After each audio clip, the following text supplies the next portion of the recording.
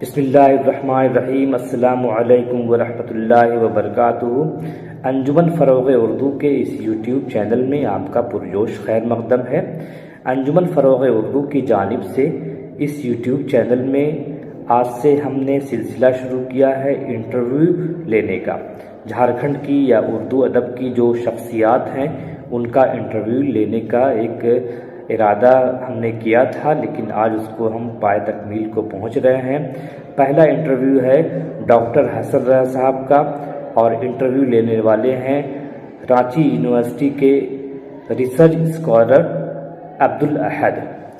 Doctor حسن رضا صاحب کا نام اردو ادب کی دنیا میں اور خاص طور سے اسلامی ادب کے حوالے سے تعارف کا محتاج نہیں ہے۔ رانچی یونیورسٹی میں انہوں نے ایک زمانے تک اپنی تدریسی خدمات انجام دی اور ابھی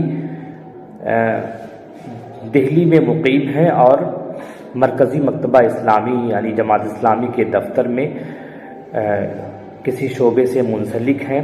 ان کی اب تک 4 کتابیں اشاعت سے ہمکنار ہو چکی ہیں۔ پہلی کتاب جو ان کے پی ایچ ڈی کا مقالہ ہے شین مظفر پوری کے حوالے سے۔ شین مظفر پوری کا نام اردو ادب میں تعارف کا محتاج نہیں ہے۔ انہوں نے طوائف کے حوالے سے بہت اچھے افسانے ناول لکھے ہیں۔ 1000 راتیں، یا پھر افسانوں کی بات کریں تو بہت سے ایسے افسانے ہیں، حلالہ ہے، طلاق ہے، بہت سے افسانے ایسے ہیں جو ان کے شائع ہوئے ہیں۔ ان کے تقریباً 12 افسانوی مجموعے ہیں، جس میں چند مطبوعہ ہیں اور چند غیر مطبوعہ ہیں۔ کلکتے کی صوفیہ شیری نے ان کا کام کیا ہے، ان کے حوالے سے 2-3 کتابیں آئی ہیں، لیکن اس کتاب سے پہلے ڈاکٹر حسن رضا صاحب کی کتاب سن 2002 میں اشاعت سے ہمکنار ہوئی تھی۔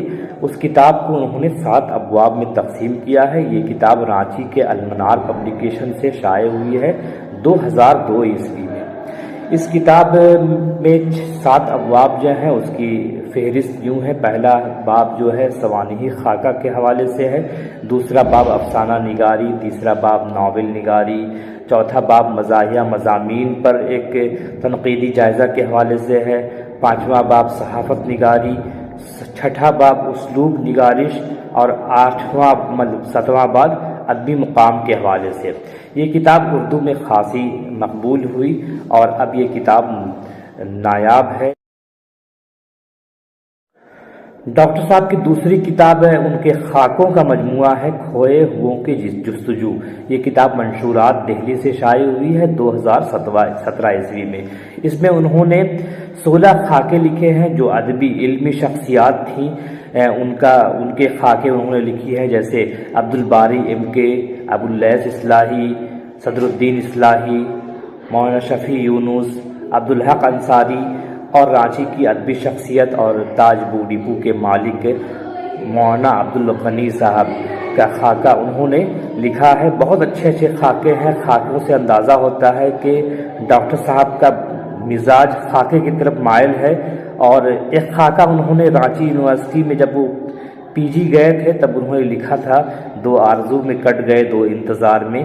4 سال جو انہوں نے گزارے تھے اور وہاں کی جو مکاری فریبی دیکھی تھی اس کو انہوں نے اچھی طرح سے لکھا تھا، اور اس کتاب کے مرتب خان یاسر ہیں۔ اور تیسری کتاب ڈاکٹر صاحب کی آئی آتش رفتہ کا سراغ۔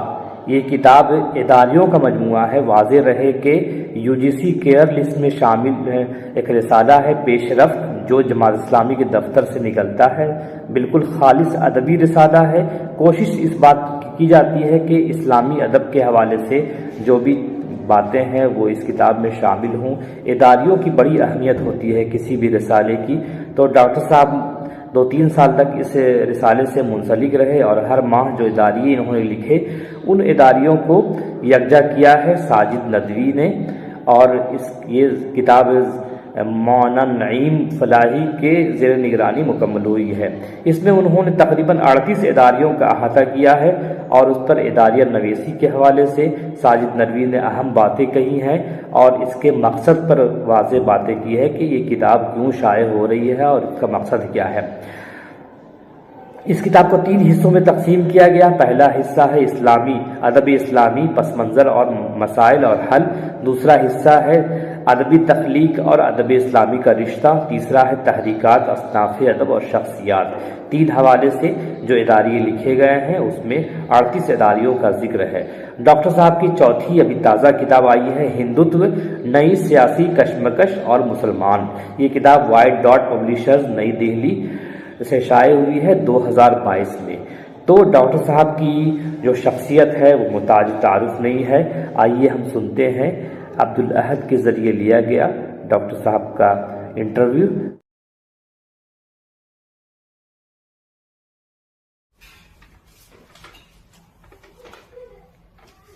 سب سے پہلے آپ کو سلام کرتے ہیں. السلام علیکم. وعلیکم السلام ورحمۃ اللہ وبرکاتہ. ہم آپ کا شکریہ ادا کرتے ہیں کہ آپ ہمیں اپنا قیمتی وقت اور بات چیت کرنے کا موقع دیا. یہ تو آپ کی سعادت مندی ہے کہ آپ ملاقات تو ہم دونوں کر رہے ہیں. مجھے بھی بہت خوشی ہے. ویسے اسلام نے یہ تعلیم دی ہے کہ ہر بات میں آدمی شکر سے شروع کرے. تو بہرحال مجھے بھی ایسے طالب علموں سے علمی گفتگو کرنے کے سلسلے میں مجھے بھی اچھا سا لگتا ہے اور میں بھی آپ کو خوش آمدید کہتا ہوں آپ کی آمد اور ملاقات کو. یہ آپ کی پیدائش کہاں ہوئی اور اپنے خانوادے کے بارے میں آپ کچھ ہمیں بتائیں. یہ ہماری پیدائش تو بہار شریف نالندہ ڈسٹرکٹ اب تو زمانے پٹنہ ڈسٹرکٹ تھا. وہاں راجگیر ایک مشہور جگہ ہے. اس سے 4-5 کلومیٹر دور انڈھوس ایک بڑی سی بستی ہے. زمینداروں کی بستی تھی. تو زمینداروں کے یہاں ظاہر ہے جب زمینداری نظام رہتا ہے تو اس کے ارد گرد ساری چیزیں رہتی ہیں. گماشتہ برائی سب لوگ رہتے ہیں. تو انڈھوس ایک مشہور جگہ ہے. وہی ہماری 1945 میں ہمارے نانا جان جو ہے وہ ریکارڈ رکھتے تھے. تو اس کو جب دیکھا تو میں نے دیکھا کہ 25 دسمبر 1945 کو ہماری پیدائش ہوئی اسی دیہی آبادی میں انڈھوس. آپ کی ابتدائی تعلیم کیسے اور کہاں سے ہوئی؟ اصل میں ہم لوگ رہنے والے ہمارا دادیال جو ہے وہ پی جی لائن میں پٹنہ گیا لائن میں کنساری ایک بستی ہے. آپ جانتے ہوں گے کہ فسادات کے زمانے میں بہار میں جو فساد ہوا تھا 1946 میں بہت بڑا جس میں کلیم عاجز صاحب کا گاؤں بری طرح تلہاڑا ہی ہوا تھا. تو پورا خطہ جو ہے تو ہم لوگ دادیال ہمارا وہیں ہے. ہم لوگ وہیں کے رہنے والے تھے. تو حالات جب بگڑے تو جو لوگ وہاں سے مائیگریٹ کر گئے اس میں ہم لوگ بھی تھے. ہم نے دادیال سے نانیال چلے آئے. انڈھوس نانیال وہاں چلے آئے اور پھر بدباشی اختیار کر لیا اس لیے کہ وہ پورا علاقہ جو ہے فسادات کی زد میں آ کر کے گویا اس لائق نہیں رہا کہ پھر ہم لوگ وہاں شفٹ کر سکے. بلکہ ہم لوگ کی جو پراپرٹی تھی جیسے تیسے کر کے فسادیوں نے پھر بعد میں لے لیا, قبضہ کر لیا, اس کا معاوضہ جو چاہ دے دیا. تو ہم دادیال سے نانیال میں آ کر کے رہے وہاں. اچھا اس کے کچھ دنوں کے بعد ہی جب ہم چند ماہ کے تھے, میرے خیال میں 1-1.5 سال کے ہوں گے, والد کا انتقال ہو گیا. والد کا انتقال ہو گیا اور ہمارے دادیال کے لوگ مائیگریٹ کر گئے, دونوں چچا پاکستان. تو جو حالات تھے اس میں مجھے گویا گھر کے لوگوں نے نانا نانی ان لوگوں نے پڑھنے کا پڑھانے کا جو نظام تھا اسکول جوائن کرنے نہیں دیا بلکہ گھر پر پڑھانے کا انتظام کیا. اور جو اس زمانے میں تھا کہ کچھ مشہور استاد ہوتے تھے ان کے گھر میں جا کے شروع کر دی. تو ہم نے میری تعلیم اپنی بستی میں بعض بزرگ قسم کے پڑھانے والے جو معلم تھے انہی کی ہیں. مجھے اچھی طرح یاد ہے کہ ایک نوجوان میری ہی عمر کا میرے گھر میں آیا, رشتہ دار تھا. تو اس سے میرے نانا نے پوچھا کہ نواز 2 3 4 تو اس نے کہا 26×9=234 کے نواں ببلوا ٹیڑھا، تو اس نے کہا 11×9 ببلوا ٹیڑھا، پہاڑ اس زمانے میں ایسے یاد کیا تھا. تو ہم نے اس کو کندھے سے دیکھا ملا کر کے، تو ہم کو لگا کہ وہ میرے ہی برابر کندھے کا ہے آدمی، اور یہ بتا رہا، ہم نہیں بتا رہے. تو مجھے یہ معلوم ہے کہ یہ تو اسکول میں جا کے پڑھتا ہے، جو یہاں انڈھوس میں گورنمنٹ کا جو پرائمری اسکول ہے وہاں پڑھتا ہے. تو میں نے ضد شروع کر دیا کہ تو ہم بھی گیا جا کر کے وہاں پڑھیں گے. تو میرے ضد اور اصرار پر گیا میرا داخلہ وہاں کرایا گیا، اور ہم عمر بچے جو تھے وہ سب ہم سے ایک کلاس آگے تھے جسم کی، اور ہمارا گیا پہلے کلاس میں داخلہ کیا گیا. لیکن ہم کو اتنا خراب لگتا تھا کہ ہم نے ایک ہی سال میں پھر گیا پہلا بھی پاس کیا اور دوسرا پاس کیا، اور تیسرے کلاس میں ان لوگوں کے ساتھ ہم ہو گئے. ہاں یہ مجھے اچھی طرح یاد ہے، اس لیے کہ پھر چوتھا کلاس چھوڑ کر کے ہم 3-4 کوس پر راجپوتوں کی ایک بڑی بستی تھی لارن پور، وہاں ہائی اسکول تھا. بلکہ لوگ تانا بھی دیتے تھے کہ امید یہ تھی کہ انڈھوس میں ہائی اسکول ہوگا. وہ زمینداروں کی بستی ہے، معروف بستی ہے، وہ جو اس علاقے کی جو دیہی آبادی تھی وہ گویا ام القریٰ تھا وہ. لیکن وہاں لوگوں نے، زمینداروں نے سب کام کیا، لیکن تعلیم پر اپنی بستی اپنے علاقے میں توجہ نہیں دی.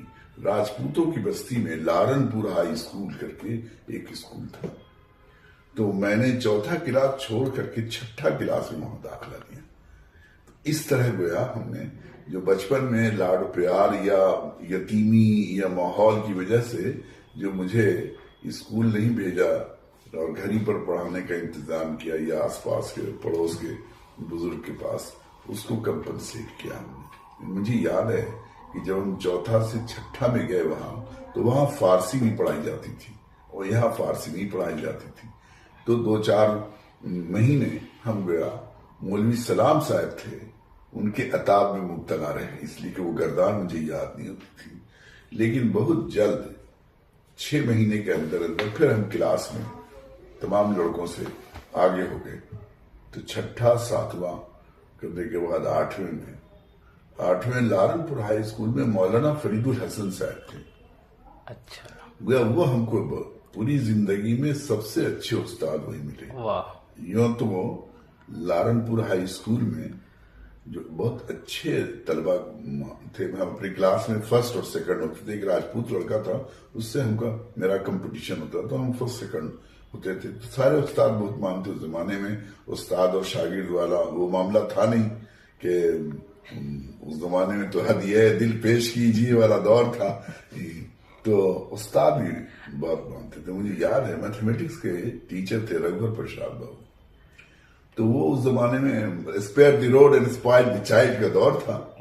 تو لوگ جو بنا کے نہیں لاتے تھے میتھ، ان کو ہاتھ میں زور زور سے 2-3 چھڑی مارتے تھے استاد. ایک دن ایسا ہوا کہ انہوں نے کہا بھائی جن لوگوں نے نہیں لایا ہے وہ کھڑے ہو جائیں. ہم بھی کھڑے ہو گئے، آگے بیٹھتے تھے، کھڑے ہو گئے. اب وہ ہم کو دیکھ رہے ہیں، ہم ان کو دیکھ رہے ہیں. اب ان کو یہ لگ رہا کہ کیسے اس لڑکے کو تنبیہ کریں. لیکن چونکہ وہ بہت ایماندار تھے، اس لیے انہوں نے چھڑی بہت زور سے اٹھائی اور ایک دم ہاتھ پر ایسے لا کے خالی ٹچ کر دیا میرے ہاتھ کو. اور اس دن سارے اسٹوڈنٹ کے ساتھ وہی کیا. اب سب لڑکے ہیں یہ ہونے لگے کہ صاحب آپ مت لایا کہ آج تو ہم لوگ کی جان بچی. تو ٹیچر تو سب مانتے تھے، لیکن مولانا فرید صاحب اردو اور فارسی کے استاد تھے.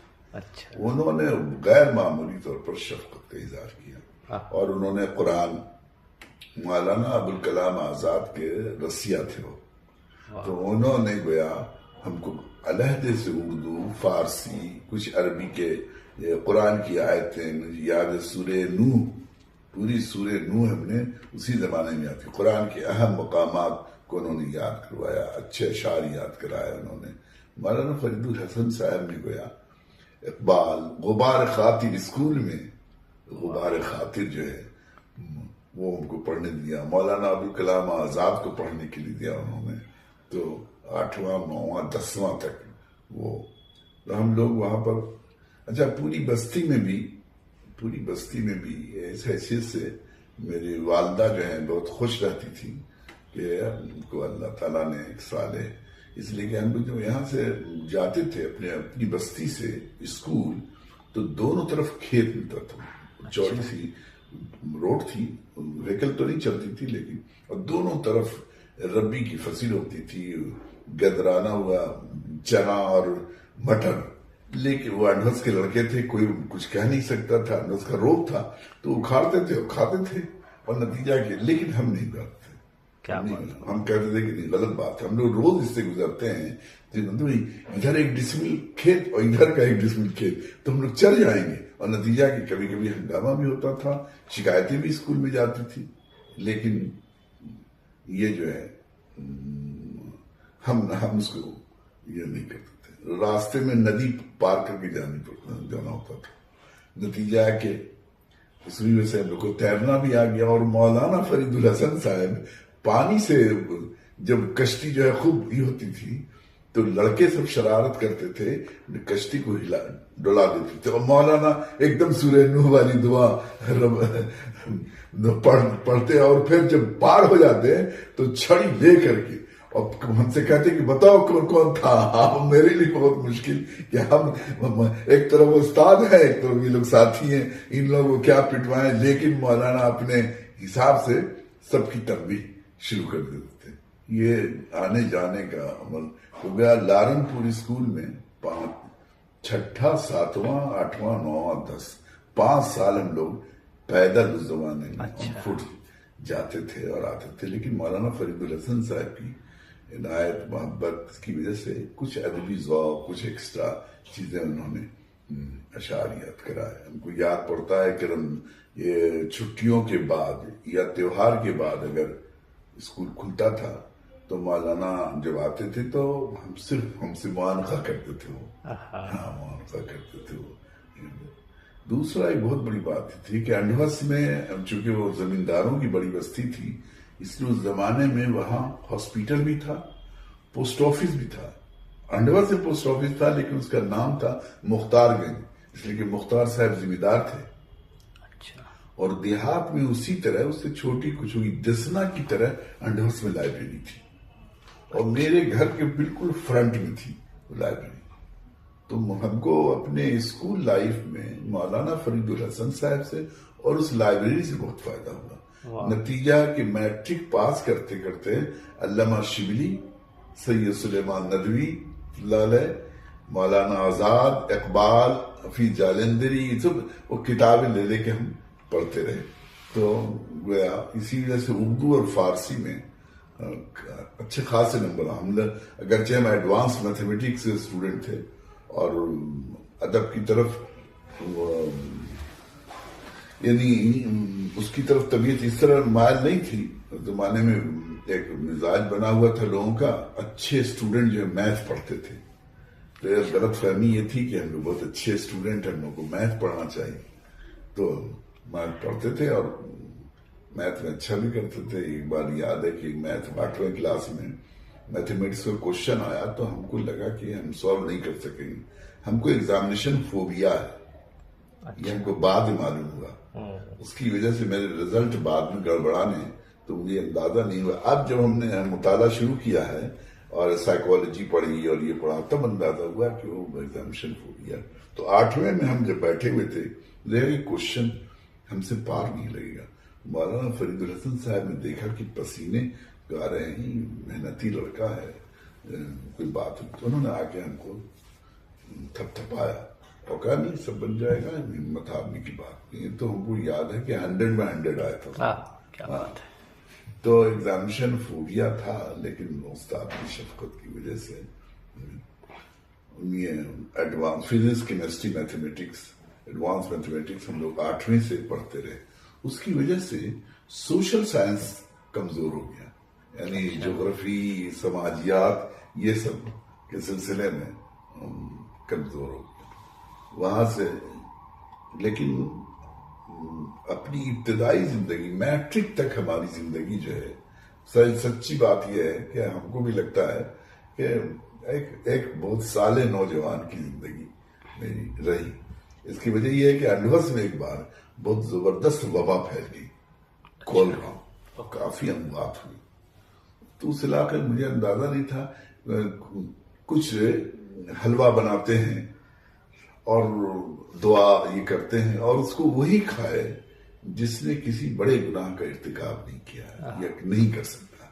اب اتنی بڑی بستی میں لوگ تلاش کرنے لگے ان کو، تو صرف ہم 2 آدمی اس کے لیے یہ ہوئے، اور ہم لوگوں نے خوب کئی دن تک حلوے کھائے، اس لیے کوئی کھانے والا ہی نہیں تھا۔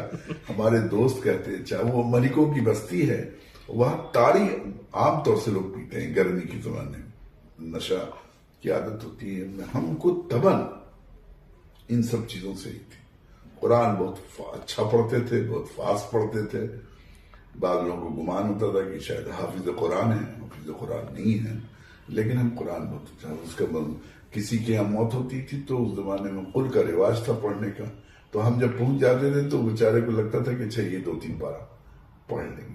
تو گویا مذہبی ذہن بھی بنا ہوا تھا، اور ایک ہم اپنی زندگی میں اللہ کی یہ مدد بھی دیکھا کہ کبھی ہم سے کوئی غلطی ہوئی تو یعنی اور لوگ تو چھوٹ گئے لیکن ہم تو پکڑا گئے ہمیشہ۔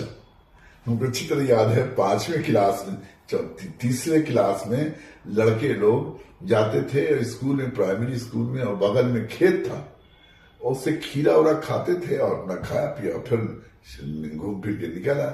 ہم کو لوگ ورگلاتے رہتے تھے ساتھی لوگ کہ تم جاتے نہیں۔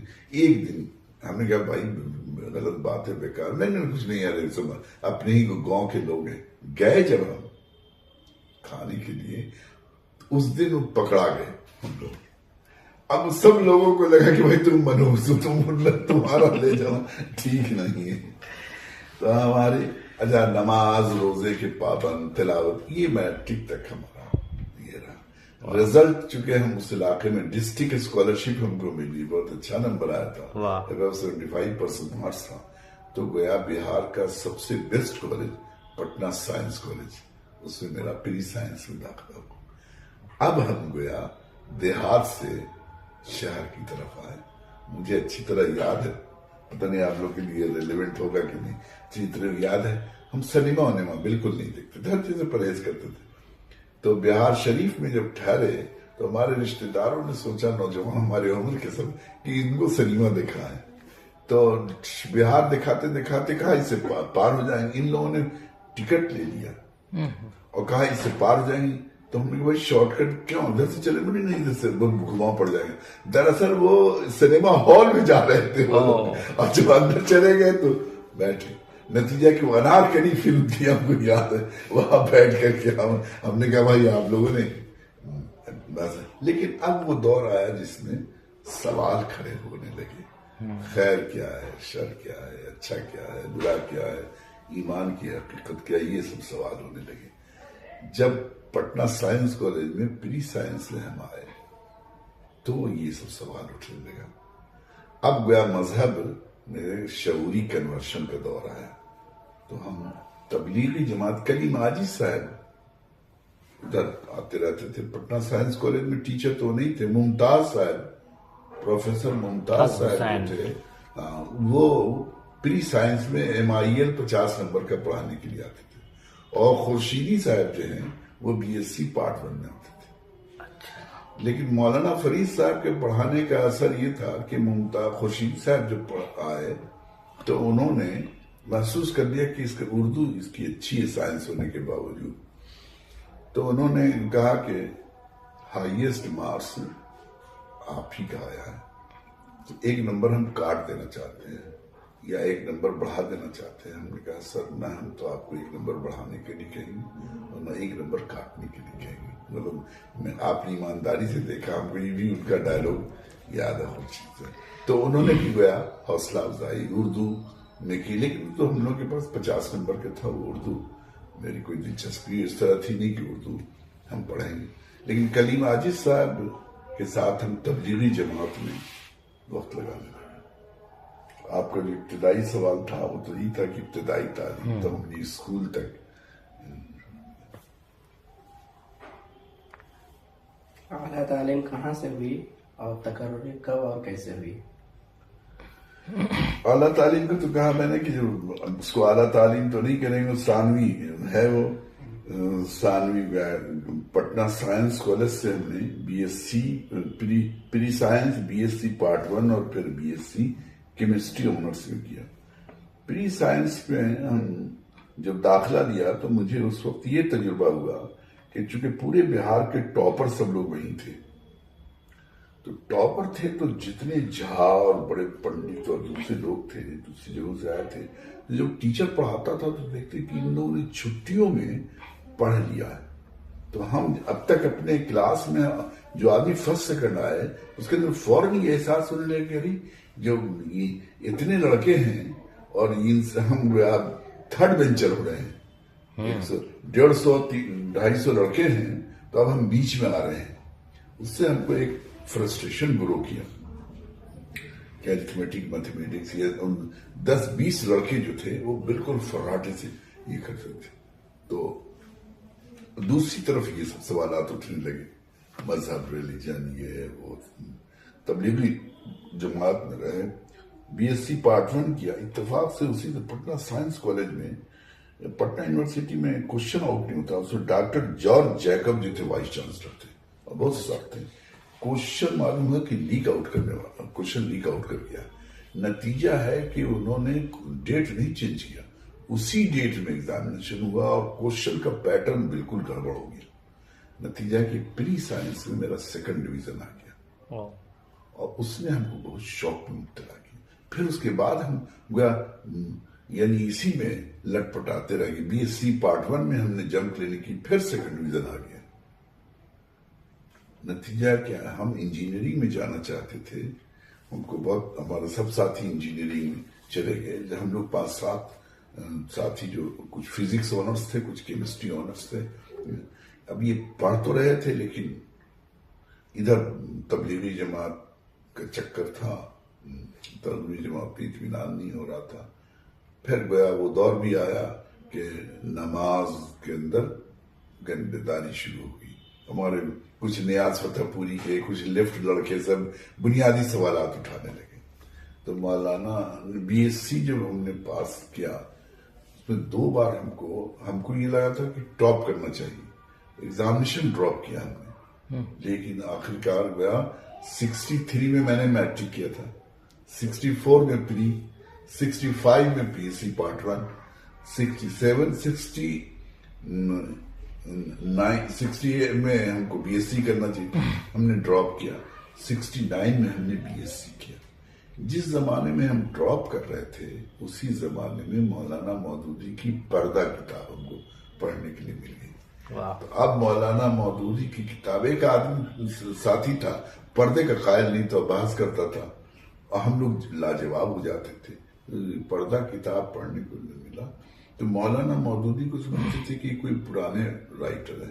تو جماعت اسلامی کی پوری کتاب ہم پڑھ ڈالا. اور ڈاکٹر ظاہرالہدیٰ صاحب درس قرآن دیتے تھے، معلومہ کی درس قرآن دیتے ہیں جو ان کے درس قرآن. اب گویا زندگی میں وہ جو فرسٹریشن تھا دنیا میں ناکامیابی کا، ہم لوگ تو یہ سمجھتے تھے کہ اپنے آگے کسی کو دیکھ نہیں سکتے تھے، اپنے آگے کسی کو دیکھ نہیں سکتے تھے. بچپن سے ویسی تربیت تھی، تعلیم تھی، اور جب نہیں ہوا تو افسوس ہونے لگا اور کیا کریں. چاہے متوسط گھرانے کے تھے، ایک طرح کی غربت تھی اس لیے کہ ہم لوگ اجڑ کے آ گئے. تو یہ نہیں، آدھا خاندان باہر چلا گیا تو وہ ساری پریشانیاں، والد تھے نہیں. تو اس کی وجہ سے پیسے کی ایک کمی کا احساس بھی رہا. اس کی وجہ سے تعلیم پر اس کا اثر پڑا. لیکن جب تحریک اسلامی میں آگے لٹریچر پڑھنے لگے اور اس میں تو وہ ایک نیا حوصلہ، ایک نئی امنگ. اور وہ جو میں نے مولانا فرید صاحب نے زبان و ادب کے سلسلے میں لٹریچر پڑھایا تھا مولانا آزاد یونیورسٹی لائبریری میں، اور بیچ میں وہ چھوٹ گیا تھا، اب تحریک اسلامی کے لٹریچر میں مولانا مودودی کی نثر بڑی اچھی نثر ہے. اور اس کو مستقل پھر اس کے بعد تقریر کرنے لگے. تو تقریر، کچھ مضامین، کچھ تاثرات یہ کرنے لگے. تو پھر دلچسپی ہماری بڑی. بی ایس سی کرنے کے بعد ہم نے لاء میں داخلہ لیا. 1 سال ہم نے لاء میں داخلہ لیا نائٹ کالج میں، پٹنہ لاء کالج میں. اچھا. لا کالج میڈیا اس زمانے میں جماعت اسلامی میں ملازمت کو پسند نہیں کرتے تھے، تو ہم نے اسٹیل فرنیچر کا مینوفیکچرنگ کمپنی کھولا، خود ویلڈنگ سیکھا، اور ویلڈنگ جا کر کے پٹنہ سٹی میں ویلڈنگ کرتے تھے، چشمہ ویلڈنگ والا چشمہ لگا کر کے۔ گھر اور خاندان کے لوگ سخت مخالف، اس لیے کہ ہمارے پٹنہ سائنس کالج کا وہ مزاج یہ تھا کہ یا تو انجینئرنگ اور میڈیکل میں جاتے تھے لوگ، یا اس کے بعد IAS IPS کرتے تھے۔ بالکل۔ تو ان لوگ کہتے تھے کہ میاں تم اگر IPS کا بلدہ ہو گیا تو زیادہ ہی اچھا کہ تم کس چکر میں جماعت اسلامی کے لٹریچر پڑھنے تک ٹھیک تھا، اب ملازمت نہیں کریں گے۔ ہم طے کر لیا تھا کہ ہم ملازمت نہیں کریں گے، اور اگر ہم ملازمت کہیں کچھ کریں گے تو صرف ٹیچنگ کا کریں گے، اور کوئی نہیں۔ 1 سال کاروبار کامیاب نہیں رہا۔ اچھا۔ تب اس کے بعد میں نے چھوڑ دیا۔ احمد رضا خان صاحب وہاں ایک کمرشل انسٹیٹیوٹ چلاتے تھے، ٹائپنگ شارٹ ہینڈ کا، تو وہ ٹائپنگ شارٹ ہینڈ کے، اور وہ جماعت اسلامی میں تھے۔ انہوں نے کہا سنیے، اگر آپ کو بہت پیسہ نہیں کمانا ہے اور صرف اتنا جامع کٹم سما ہے، میں ابھی بھوکا نہ رہوں سادھو نہ بھوکا جائے، اگر اتنا ہے آپ کو تو ہم آپ کو ایک بزنس کھڑا کر سکتے ہیں، وہ شارٹ ہینڈ ٹائپنگ کا انسٹیٹیوٹ آپ کھولیے۔ تو میں نے ان کے یہاں داخلہ لے لیا، شارٹ ہینڈ ٹائپنگ سیکھی۔ اس کے بعد ہم لوگوں نے سروے کیا کہ کہاں ہم لوگ ٹائپنگ انسٹیٹیوٹ کھولیں۔ ان کا خیال تھا کہ ہم نوادہ یا بہار شریف میں کھولیں۔ میرا احساس یہ تھا کہ ہم ایسی جگہ کھولیں جہاں یونیورسٹی ہو، ہوائی اڈا ہو، ساری ہندوستان کنیکشن، اس لیے کہ چھوٹے شہر میں رہنے سے ہم کو تو لگتا تھا کہ ہم گویا بالکل روزی روٹی کے ہو کے رہ جائیں گے، کوئی بڑی خدمت انجام نہیں دے پائے۔ تو ہوا کہ گیا میں ریلوے لائن ہر جگہ ہے، مگر یونیورسٹی ہے، تو وہاں سے گئے تو پھر رانچی لوگوں نے کہا یہاں، تو یہاں آنے کے بعد یہاں ہم نے کونکا روڈ میں شارٹ ہینڈ ٹائپنگ کا انسٹیٹیوٹ 5 ٹائپ رائٹر سے کھولا، پھر 10، پھر 15، پھر 20، پھر ایک کامیاب انسٹیٹیوشن یہاں۔ یہ کب کی بات ہے؟ یہ ہم 71 میں 70 کے اکتوبر میں ہم نے یہ انسٹیٹیوٹ یہاں کھولا۔ انسٹیٹیوٹ ہم نے 70 کے اکتوبر میں یہاں کھولا، اس میں کوئی کلال ٹولی میں ایک چھوٹا سا یہ لے کر کے کھولا۔ اور اس کے بعد جب ہم یہ انسٹیٹیوٹ کھول چکے تو میرا پڑھنے کا ایک شوق پھر ابھرا۔ ڈاکٹر احمد سجاد صاحب یونیورسٹی میں تھے، رانچی کالج میں تھے، اور وہ بھی جماعت میں آتے جاتے تھے، ہم لوگوں سے رابطہ بڑھا۔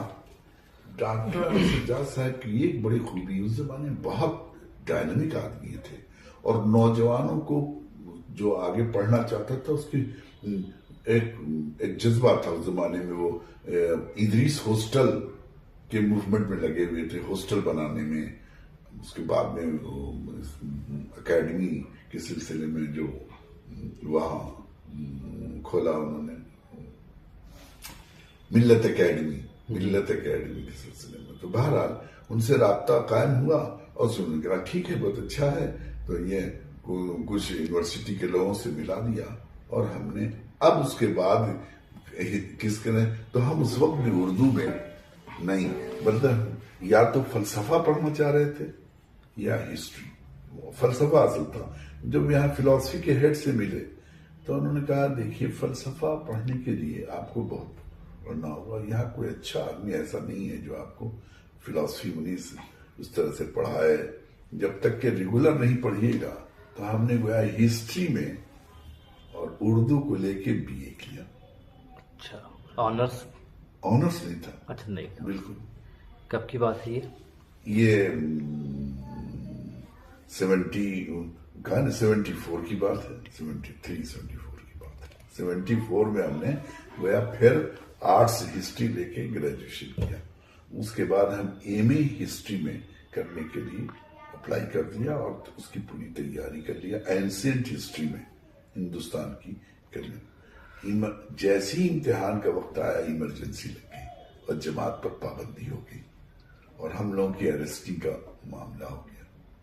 نتیجہ یہ ہے کہ اس کی وجہ سے امتحان ہم نہیں دے سکے، اور لوگوں کا مشورہ یہ ہوا کہ ہم ہم کو شوق تھا کہ عربی زبان یہ پڑھیں، تو جامعۃ الفلاح چلے گئے ایمرجنسی میں ڈاکٹر ضرور صاحب کے مشورے سے. وہاں چند ماہ رہے تو عربی زبان پہلے بھی سے بھی پڑھ رہے تھے. جیسی جماعت میں آئے تھے منہاج العربیہ پڑھنا شروع کر دیا تھا، اور بھی پڑھے ہیں سلائی صاحب کی کتاب، کچھ اور چیزیں بھی. وہ مدرسہ شمس الہدیٰ کے ایک استاد تھے، ان سے پڑھ رہے تھے.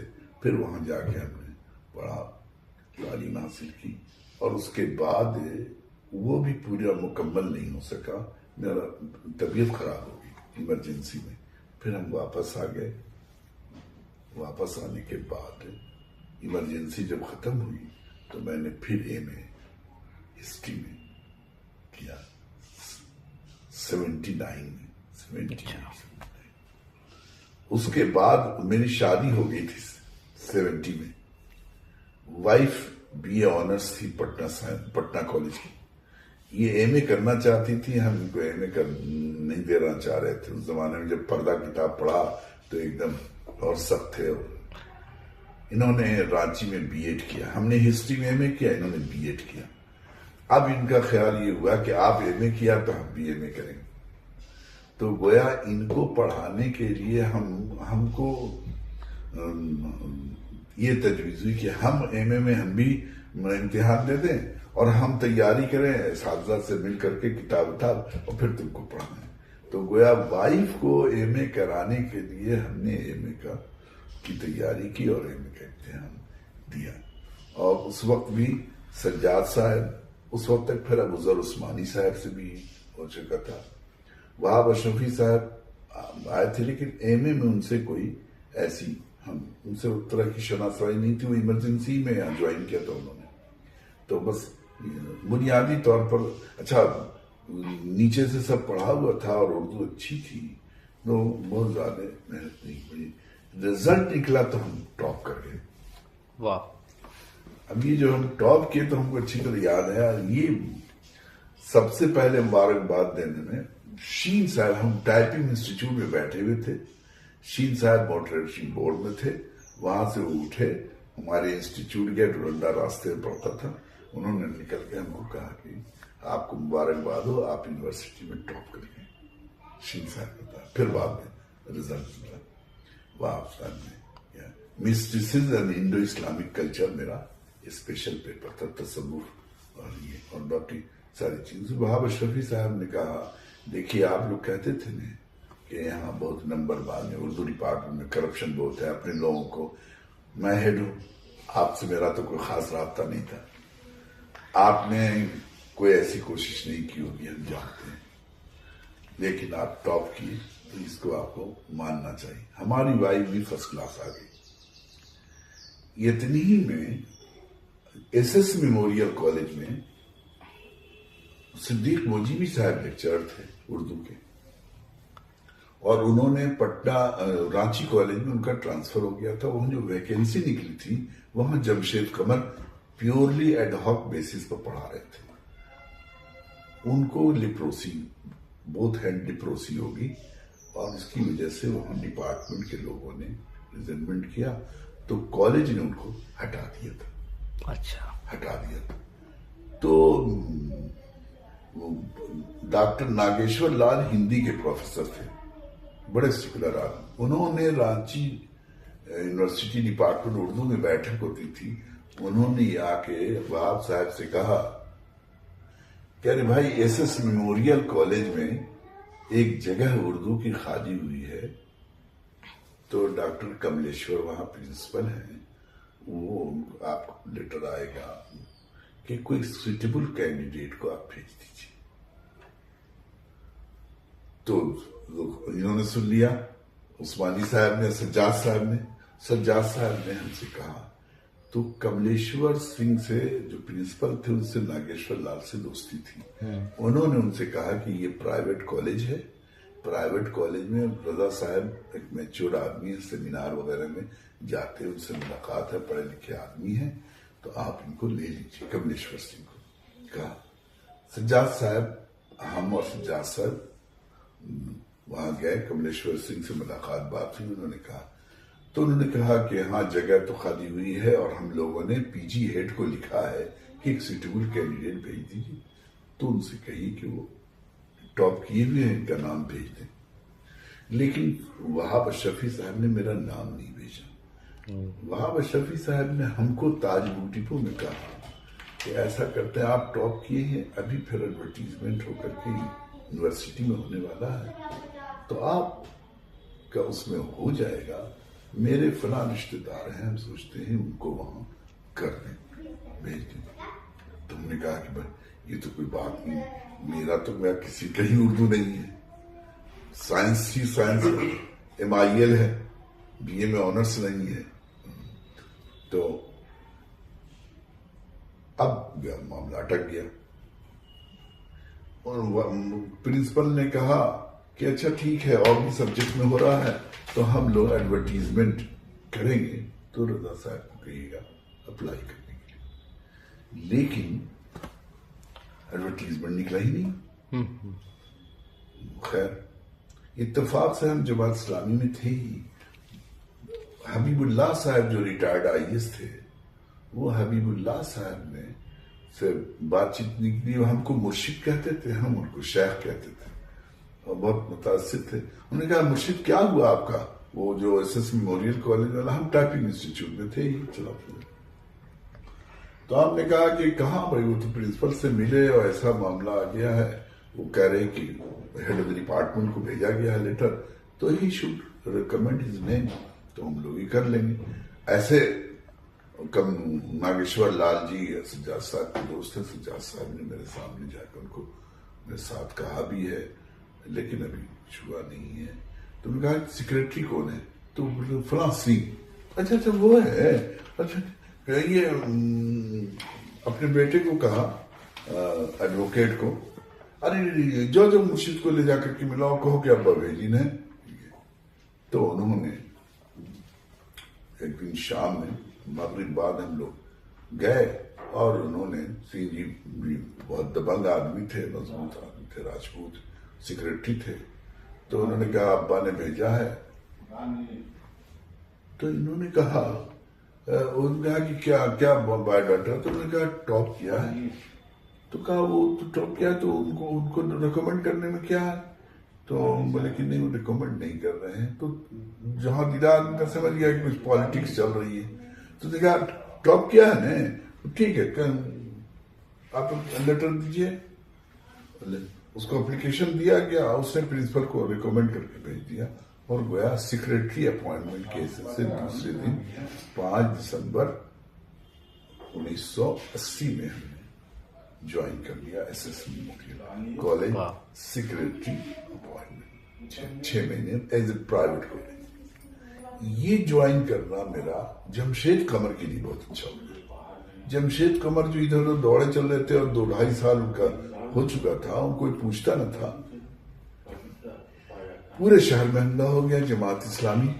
نتیجہ کہ خورشید صاحب سنڈیکیٹ کے ممبر تھے, وہ ان کو کیس کو لے کے پھر زندہ کرنے کے لیے ہنگامہ شروع ہوا. یہاں پر اسٹاپ کرتے ہیں نماز مغرب کے بعد. 1980 میں ہم نے جوائن کیا SS memorial college secretary appointment for 6 months of private college. اس کے بعد ان لوگوں نے ایڈورٹیزمنٹ نکالا پوسٹ کے لیے.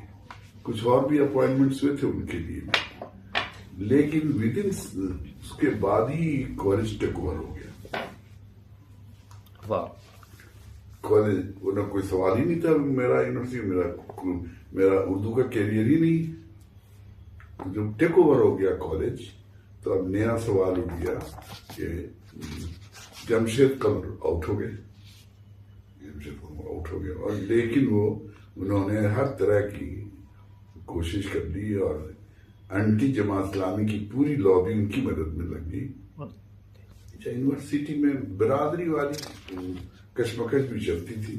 سجاد صاحب کے ساتھ ہونے کی وجہ سے یہاں جو سیدوں کی لابنگ تھی وہ بہت مہین لابی تھی, لیکن وہ کام کرتی تھی اس کے اگینسٹ میں. پھر ایڈورٹیزمنٹ یونیورسٹی کے اپوائنٹمنٹ کا یہ نکلا، تو اس میں ہم نے اپلائی کیا، انہوں نے اپلائی نہیں کیا،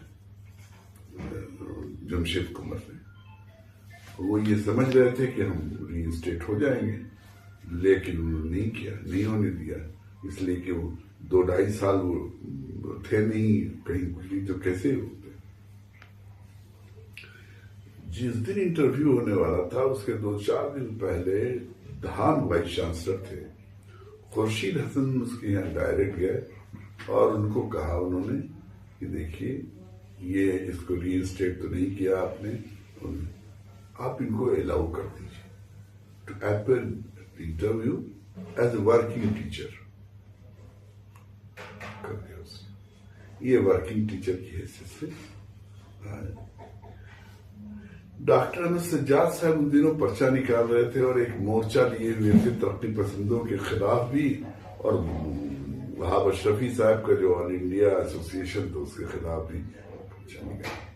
اس میں انہوں نے کہا ایک مضمون آپ لکھ دیا مضمون. انہوں نے کہا یہ مضمون تو زندگی پرچے والا، تھوڑا پجا کے قلم یہ لکھ دیجیے. ڈاکٹر محمد حسن پر ہم نے ایک مضمون لکھ دیا، یہ پریشان روزگار آشفتہ مغز آشفتہ ہوں. اور ڈاکٹر محمد حسن کے مضمون پر یہ جب چھپا ہے تو وہاب اشرفی صاحب سے محمد حسن نے کبھی تو رانچی یونیورسٹی کے کوئی لیکچرر ہیں اور انہوں نے لکھا ہے، وہاب صاحب نے ہم سے کہا بھائی آپ کو سجاد صاحب نے استعمال کر لیا، آپ ابھی ٹیمپرری لیکچرر ہیں، یہ لوگ آل انڈیا انٹرویو میں جاتے ہیں آتے ہیں، آپ کو کیا ضرورت تھی کہ آپ یہ سب میں پھنسے. ابھی آپ پالیٹکس نہیں سمجھتے ہیں، ٹھیک ہے آپ کی جماعت کا تعلق ہے، لیکن خیر زمانے میں ہم ان کی بات کو بھی کیا مانتے. اتفاق سے انٹرویو میں محمد حسن آ گئے اور ان کو معلوم ہو گیا کہ یہ ترقی پسند جمشید قمر پوری لابنگ ان کے ساتھ لگی ہوئی.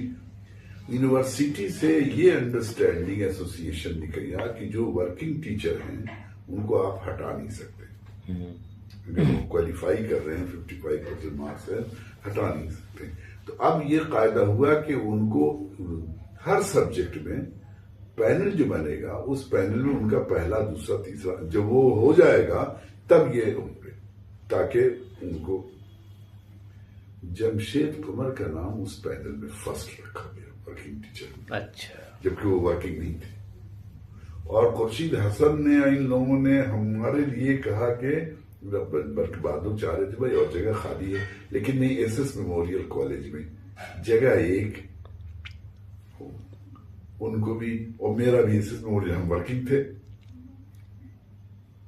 ان کو جو ہے جوائن کروایا 81 میں یہ ہوا تھا. اچھا، آگے جوائن کیا اور جوائن کر کے انہوں نے پٹیشن دیا پرنسپل کو کہ ایز اے ہیڈ ہمارا نوٹیفائی کیا جائے. ہم وکیل سے، ہائی کورٹ کے وکیل سے ملے تو اس نے ڈرافٹ بنایا. انہوں نے کہا 1 منٹ میں ان کی نوکری چلی جائے گی.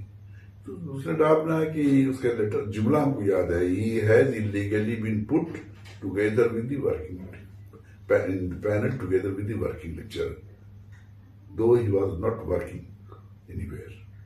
انہوں نے کہا کہ ہائی کورٹ جس وقت اس کا اٹینڈنس مانگے گا، سیلری مانگے گا، سب کچھ مانگے گا کالج سے کہ ہاؤ ہی از ورکنگ، کیسے وہ ورک کر رہے تھے بتائیے، تو دے ہی نہیں سکتا. ان کا نہ ان کا اٹینڈنس ہے نہ ان کا یہ ہے. ہی واز ایٹ بالکل پیورلی ٹیمپرری اپوائنٹمنٹ ان کا ہے، اور وہ بھی اگینسٹ دی صدیق مجیبی لیو پر ہیں، اس میں ہے، اور وہ 2.5 سال سے کہیں نہیں، اور he is illegally been put in the panel together with the working lecturer. ان کی نوکری جاب سب ختم ہو جائے گی. انہوں نے کہا لیکن یہ ہم نہیں چاہیں، یہ ہم نہیں چاہیں جی. تو وکیل نے کہا یہ آپ کا، ہم نے کہا مناسب بات نہیں ہے کہ غریب آدمی ہے، ہم نے کیس نہیں کیا ان پر. لیکن جمشید قمر فاتح ہو کر کے، اور عجب طرح کا اس کی شخصیت توازن ہے نہیں بالکل. تو یہ اس نے لکھا، کیا کہتے ہیں، ایک میڈیکل بورڈ بنا اور ملی گڑھ بورڈ میں ان کا کیس آیا، اور وہ کیس آیا کہ شاید میڈیکل بورڈ صدر ہاسپٹل میں گیا، اور اور ہمارے ساڑھو جو تھے بڑے ہمظرفی صدر ہاسپٹل میں سینئر ڈاکٹر تھے، ان کے ساتھی لوگ اس پینل میں بیٹھے ہوئے تھے۔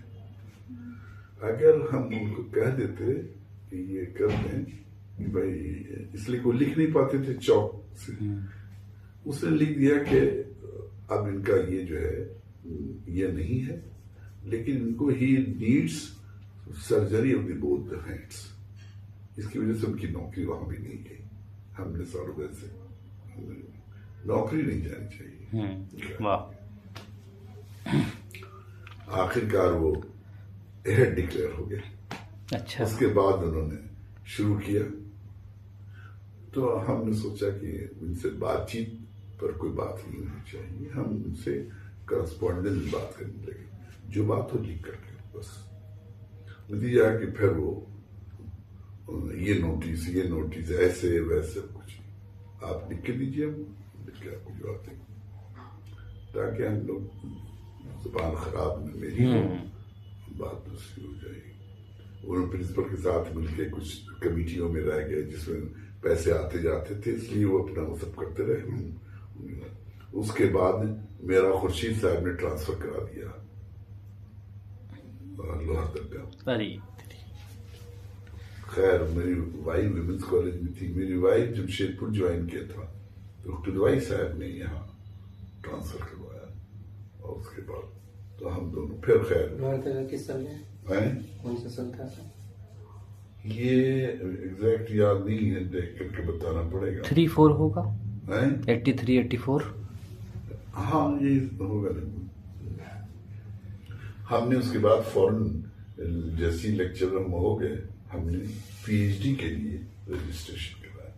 ٹاپک چننے میں سجاد صاحب سے تعلق تھا، جماعت کے تھے، وہاں صاحب چاہتے تھے کہ ہم ان کے انڈر میں کریں۔ اچھا، وہ وہاں پر تھے جہاں پر ہم رہتے تھے، اور سامنے بھی ان کے مکان پر سامنے وہ بھی رہتے تھے، ہم دونوں آمنے سامنے رہتے تھے، تو دیکھتے تھے مولانا شعیب رحمانی جو ہے صبح صبح گرم گرم جلیبی لے کے آ رہے ہیں، یہ لے کے وہ لیکچرر ہوئے نہیں تھے، ہمیں دے رہے تھے، تو ہم دیکھتے تھے ان کا، لیکن ہم نے کیا نہیں۔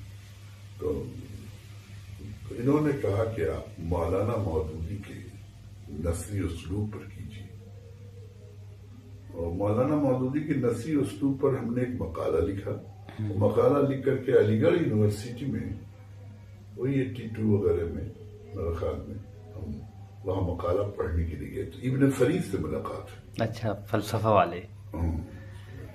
ابن فرید نے کہا کہ آپ مولانا مودودی پر کر رہے ہیں اسٹائلسٹکس، تو آپ نہ آپ کا سبجیکٹ ہے نہ آپ کی گائیڈ کا سبجیکٹ ہے، نہ احمد سجاد صاحب لسانیات اور اسلوبیات پر کرا سکتے ہیں، وہ تو ویسے ہی جو لوگ کرتے ہیں ویسے کرا دیں گے، بس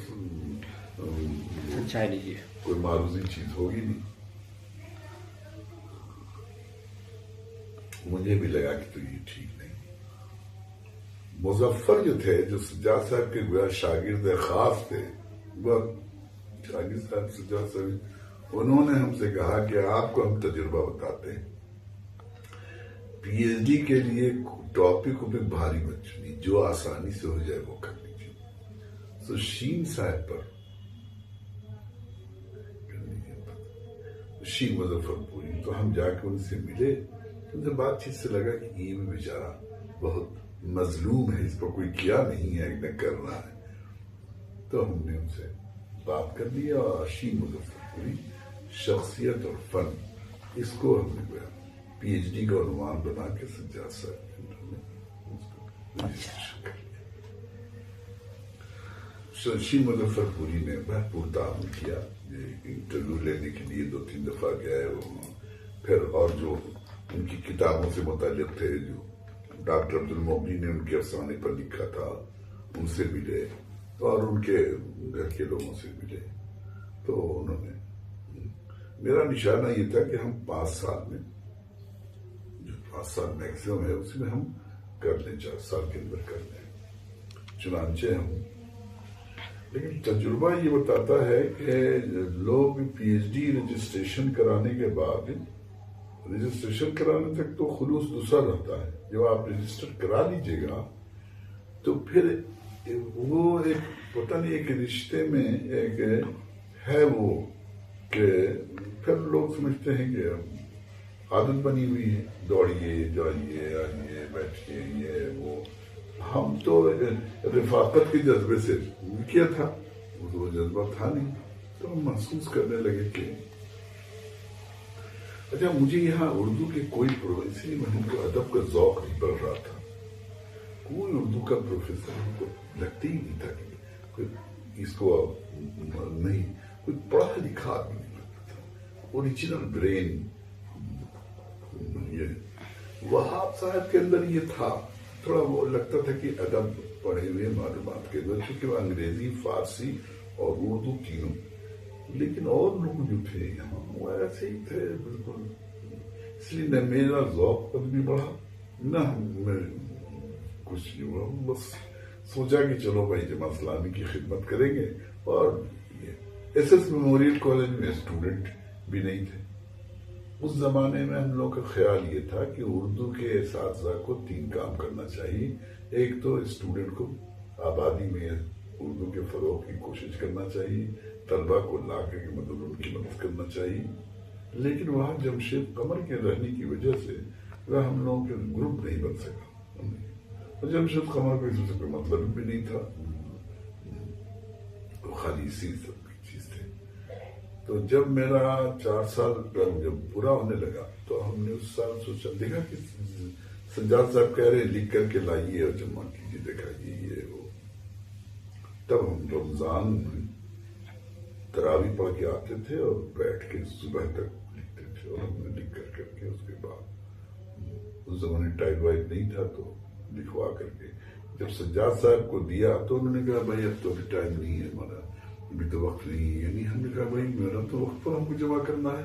میں نے کہا لے لیجیے 1 سال ایکسٹینشن کرنا ہے. ایکسٹینشن تو ہم نہیں دیں گے. تو انہوں نے کہا ایسا کیجیے آپ اس کو دکھا دیجیے مولانا عبدالغنی عزیزی صاحب کو، کم از کم وہ نثر دیکھ لیں آپ کی. یہ بات صحیح ہے کہ نحوی ترکیب جو تھی ہماری تحریر تھی نہیں، لکھتے نہیں تھے، اس لیے لکھنے میں تقریری زبان ہو جاتی تھی.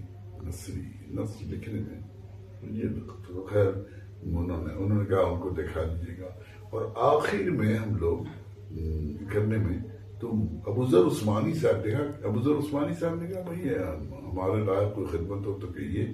تو آخری جو شروع میں لکھتے ہیں پیش لفظ لکھتے ہیں، ابتدائیہ کچھ اس طرح کی. انہوں نے کہا نہیں اس کو ایسے کیجیے ایسے کیجیے. انہوں نے تھوڑی سی اس سے مدد کی، جس کو سجاد صاحب نے ناپسند بھی کیا کہ سادی ککڑی کھا کے پیلی تھی ان کے مشورے میں شریک. لگتا ہے کہ میرے انڈر میں پی ایچ ڈی کیا تو اور اس کے بعد ہم نے ایکسٹینشن نہیں لیا، وقت پر جمع کر دیا.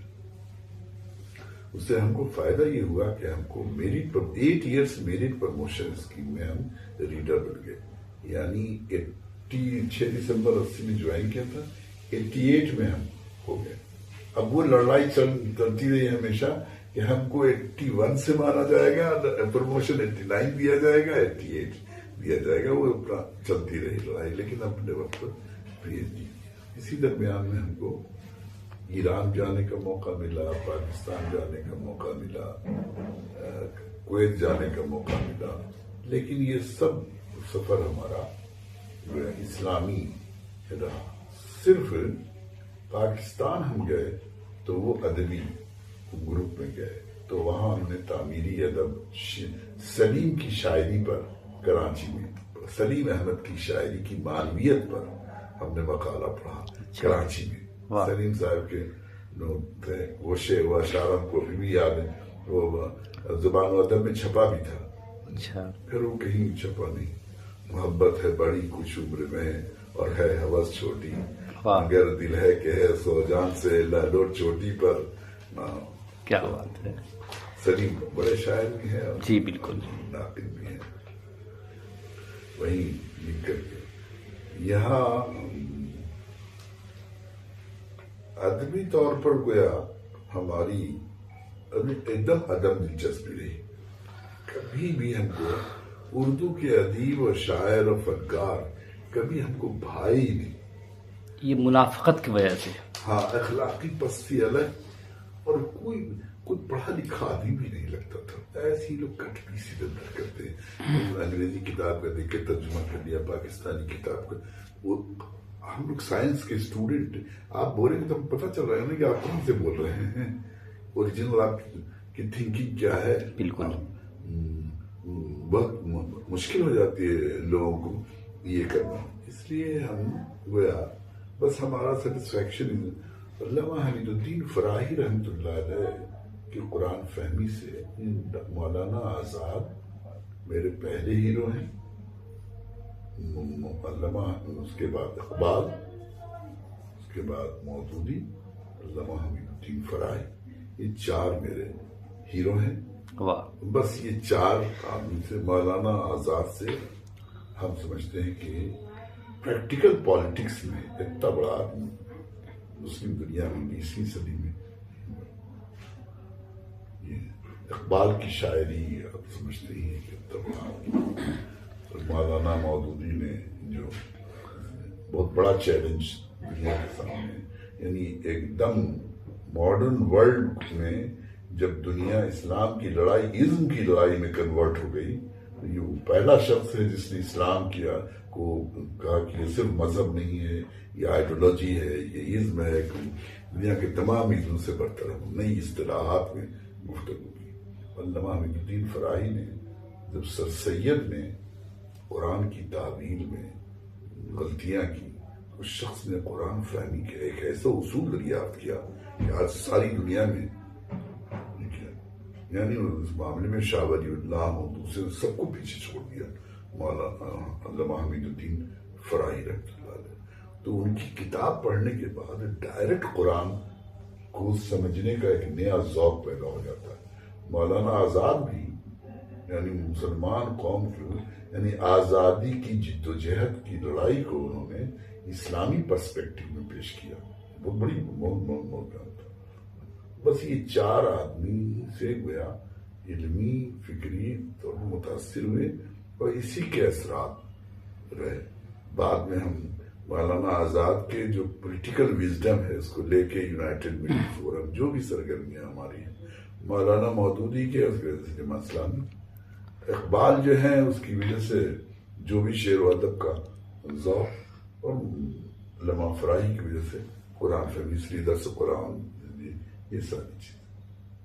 ایک شخص کا اضافہ بھی بہت بعد میں ہوا، وہ مولانا ایوب دہلوی ہے. یعنی اپنے وقت کا امام راضی ہے. وقت کا امام راضی ہے. واہ. لوگ نہیں جانتے ہیں. ہاں، لیکن آپ لوگ بھی مولانا ایوب دہلوی کی اگر کوئی تقریر، کوئی درس قرآن، کوئی ان کا، تو آپ سمجھ سکتے ہیں کہ کتنا بڑا متکلم اسلام ہے وہ. لیکن گمنام رہنے کے شخص کو عادت تھی. اچھا، ہم لوگ بھی علامہ فراہی اور ان لوگوں کو پڑھنے کی وجہ سے، یعنی یہ چھوٹے بھائیے سے اچھل کر کے شہرت، ناموری، واہ واہ، یہ وہ ایسی کراہت ہوتی ہے. ابراہیم علیہ السلام کی جو دعا ہے، وجعلنی لسان صدق فی الآخرین، اللہ ہم کو سچی ناموری عطا کرنا. واہ. کوئی آدمی کچھ کر جائے تو رہے گا اللہ تعالیٰ سے. بالکل. کرتا ہے جھوٹ موٹ، کٹ پیس ادھر ادھر دوسرے نا. اس وجہ سے پورے اس یعنی کیریئر میں آپ اندازہ کیجئے کہ ہم جب ایس ایس میموریل میں تھے تو ہم فلاسفی میں ایم اے میں کلاس لیتے تھے، لیکن اردو کے کبھی آدمی کو شوق نہیں ہوا کہ ٹرانسفر میرا اردو میں. یہ جو خان صاحب آئے تو یہ چونکہ ہم سے ایک سال سینئر تھے سائنس کالج میں، پٹنہ سائنس کالج میں فزکس آنرس میں تھے، کیمسٹری آنرس میں تھے، ہم سے ایک سال سینئر تھے. یہ جانتے تھے ہم کو، تو انہوں نے گویا ضد کر کے جو وائس چانسلر ہوئے تو میرا ٹرانسفر پوسٹ گریجویشن میں کیا.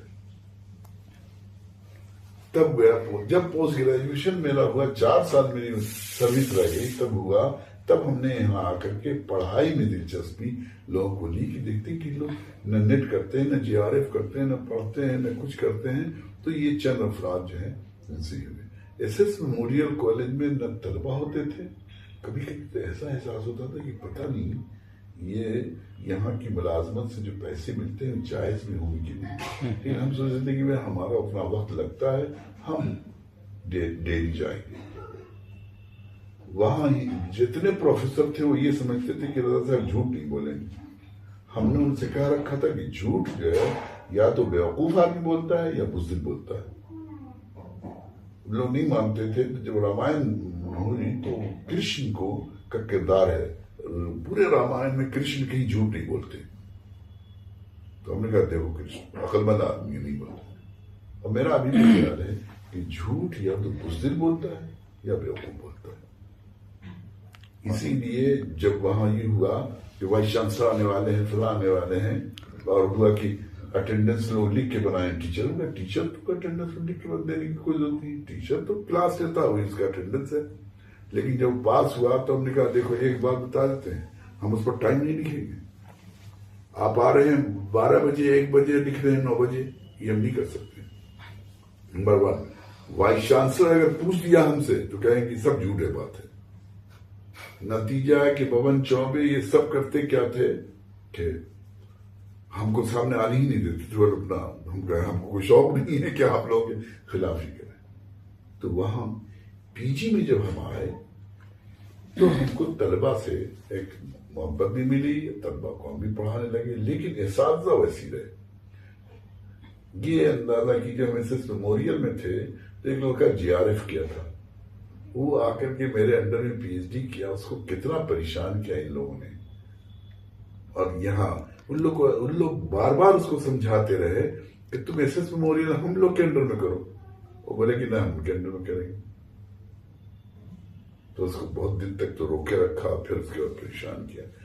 فرسٹ ٹائم جب ہم کو پی جی میں آئے تو جو ایم اے پی ایچ ڈی کا امتحان ہوا تو دوسرے دن بولا کہ لڑکے سب بہت کمزور ہیں. ہم لوگوں نے آپس میں بانٹ دیا، سوچا کہ آپ کو کیا آتے ہیں ایسے لڑکے سب. ہم نے کہا بھائی آپ ہم سے پوچھتے تو یہ کیا مطلب ہے کہ آپ لوگ ایگزام لیا، ٹیسٹ بھی کاپی بھی آپ ہی لوگ جانچا اور بانٹ بھی لیا، اور میرے حصے میں کوئی پی ایچ ڈی کا نہیں دیا. نہیں وہ بہت تھرڈ کلاس لڑکے سے. میں سوچا کہ آپ پسند نہیں کریں گے. یاد پھر بعد میں یہ سب تسلیم ہے، وہ کچھ اس طرح کے لوگ ہیں. تو وہاں بھی کالج میں اس کے بعد ان لوگوں نے ہم کو ایک پھنسانے کی کوشش کی. ہم جھوٹ نہیں بولتے تھے. جو لڑکے ایبسنٹ ہیں اٹینڈنس ایبسنٹ. اب جب ایگزام کا وقت آیا تو یہ سب لڑکے رک گئے. حسن امام نے اور ان لوگوں نے چالاکی کہ بھائی ہم کیا کریں، وہ تو ایبسنٹ بنا دیتے ہیں سب کا. لڑکے سوائے کہ سر ہمارے پاس ہم کو ایبسنٹ ہو گیا، ہم تو رک جائیں گے.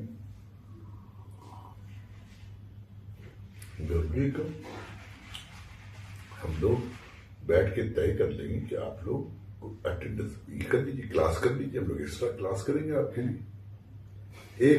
ایک دن میں آپ 4 کلاس کیجیے دیں گے ہم لوگ. اچھا جتنی کورس کی کتابیں ہیں آپ خرید لیجیے، ٹیسٹ لے لیں گے، اس میں ہم آپ کو دیں گے. ڈپارٹمنٹ ہی نہیں دے گا. مقصد تو یہ ہے بالکل نہیں بس ان لوگ کے ہاتھ کے طوطے اڑ گئے کہ تو کہا کہ پڑھائیں گے، کلاس لیں گے، آپ کو 2 گھنٹہ کلاس لیں گے، آپ کتاب لیجیے، کتاب خریدیے. میرا مقصد یہ تھا کہ ہم یہ چاہتے تھے کہ ایم اے کے لڑکے کلیات اقبال کو ان کو اہم کتابیں خریدیں پڑھیں یہ کریں. چلیے وہ ختم ہو گیا. ایک بار ہم زین جو ہیں وہ بہت چھل کود کرتے تھے لڑکے کو، لڑکیوں کو تو ادھر ادھر. نتیجہ کہ ایک بار ریوالور لڑکے کا لڑکا پہنچ گیا. ہاں پھر اس کے بعد نانی مرنے لگی. اس کے بعد سے ٹھنڈے ہوئے. پہلے تو بہت چھل کود کرتے تھے. تم لوگ ادھر کہاں جا رہی ہو، تم لوگ ادھر کہاں جا رہے. ہم نے کہا بھائی آپ لڑکیوں کی یہاں داروغہ بنا کے بھیجے گئے ہیں، یہ ایم اے کی لڑکیاں ہیں تو آپ کیوں ان کے پیچھے پڑے رہتے ہیں کہ ادھر جاؤ، ادھر بیٹھو، ادھر کرو فلانا. آپ کو کیا مطلب اس سے؟ تو اس وجہ سے ہم کو اردو کا کوئی پروفیسر کو یہ نہیں کر سکا، اور اسی وجہ سے ادارے ادب اسلامی میں بھی ہم نے کوئی دلچسپی کبھی نہیں لی۔ اچھا، یہ لوگ سے پوچھتے تھے کہ ادب اسلامی ہوتا کیا ہے، آئیں بائیں شائیں کچھ بتاتے ہی نہیں تھے ان لوگ کہ ادب اسلامی کیا ہوتا، ترقی پسند ادب، سب سے پوچھتے تھے، کبھی ٹو دی پوائنٹ جواب نہیں دیا۔ اتفاق کی بات، جب ہم یہاں سے ریٹائر کر کے وہاں مرکز گئے تو ایک بار ان لوگوں نے مل کے ہم کو ادارے ادب اسلامی کا صدر بنا دیا۔ اب ہمارے تو بہت مشکل ہو گیا، تب ہم نے اس کو پڑھنا شروع کیا۔ تو نجات اللہ صاحب کی ایک کتاب ہے فنون لطیفہ اور اسلام، اچھا، بہت ونڈرفل بک ہے۔ دوسرے حسن عسکری ہیں پاکستان کے، ان کو پڑھیے، حسن عسکری، جاوید احمد ہے، ان لوگوں کو یہ کیجیے، تب معلوم ہوگا کہ صاحب اسلامی ادب کا مطلب صرف یہ ہے کہ انسان کے جو جمالیاتی تصور ہے اور جمالیات کی تسکین میں اخلاقی اصولوں کی پابندی کرنے کا نام اسلامی ادب ہے۔ اگر آپ جمالیاتی اظہار میں اخلاقی حدود جو اسلام نے دیے ان کو کراس کر دیا تو وہ ادب ہوگا، لیکن وہ غیر اسلامی بالکل۔ وہ ادب، یہ لوگ تو بولتے تھے ایسا جیسے اسلامی ادب ہی ادب ہوتا ہے اور غیر اسلامی ادب ہوتی نہیں، ممکن ہو زیادہ بڑا ادب ہو جائے، اس لیے کہ ادب دراصل جس طرح رنگوں سے جمالیات کی تسکین پینٹنگ کا آرٹ ہے، جسم کے اداؤں سے اگر حسن جمال پیدا کر دیا ہے تو ڈانس ہے، آواز کے زیر و بم سے ایک نئی لطافت پیدا کر دی جائے اور اس سے آدمی کی جمالیاتی احساس کی تسکین ہو جائے تو گانا ہے، یہی تو تقویٰ ہے۔ اسی طرح لفظ اور معنی کے رشتے سے اگر معنی کا ایک نیا تاج محل بنا دیا جائے جس سے جمالیاتی تسکین ہوتی ہے اور وہ اخلاقی حدود کا پابند ہے، اسلامی ادب غیر اسلام اخلاقی حدود کا پابند نہیں ہے۔ یعنی اخلاقی حدود کا پابندی کا مطلب یہ ہوا کہ اس کے نتیجے میں آپ کے وہ جذبات جو اللہ اخلاقی کے بجائے سفلی ہیں، ان جذبات کی سیریابی ہو، وہ اس تسکین کا سامان ہو جائے، ظاہر ہے غلط ہو جائے گا۔ لیکن اگر آپ کے اندر اسی وجہ سے تخلیقی عمل، جب اللہ تعالیٰ اس آربٹ پر گھومے جو اللہ تعالیٰ کی مشیت الہی کے آربٹ پر اگر آپ کا تخلیقی عمل کام کرتا ہو تو وہ ادب اسلامی ہوگا۔ چونکہ ہم کو پھر ڈیفائن کرنا پڑا، ری ڈیفائن کرنا پڑا ادب اسلامی کیا ہوتا ہے، غیر اسلامی ادب کیا ہوتا ہے، تب مجھے احساس ہوا کہ یہ ہوا۔ تو یہ جو آتش رفتہ کا سراغ ہے یہ دراصل میرے اسی مطالعے کا اور اسی اس کا نتیجہ ہے۔ جی،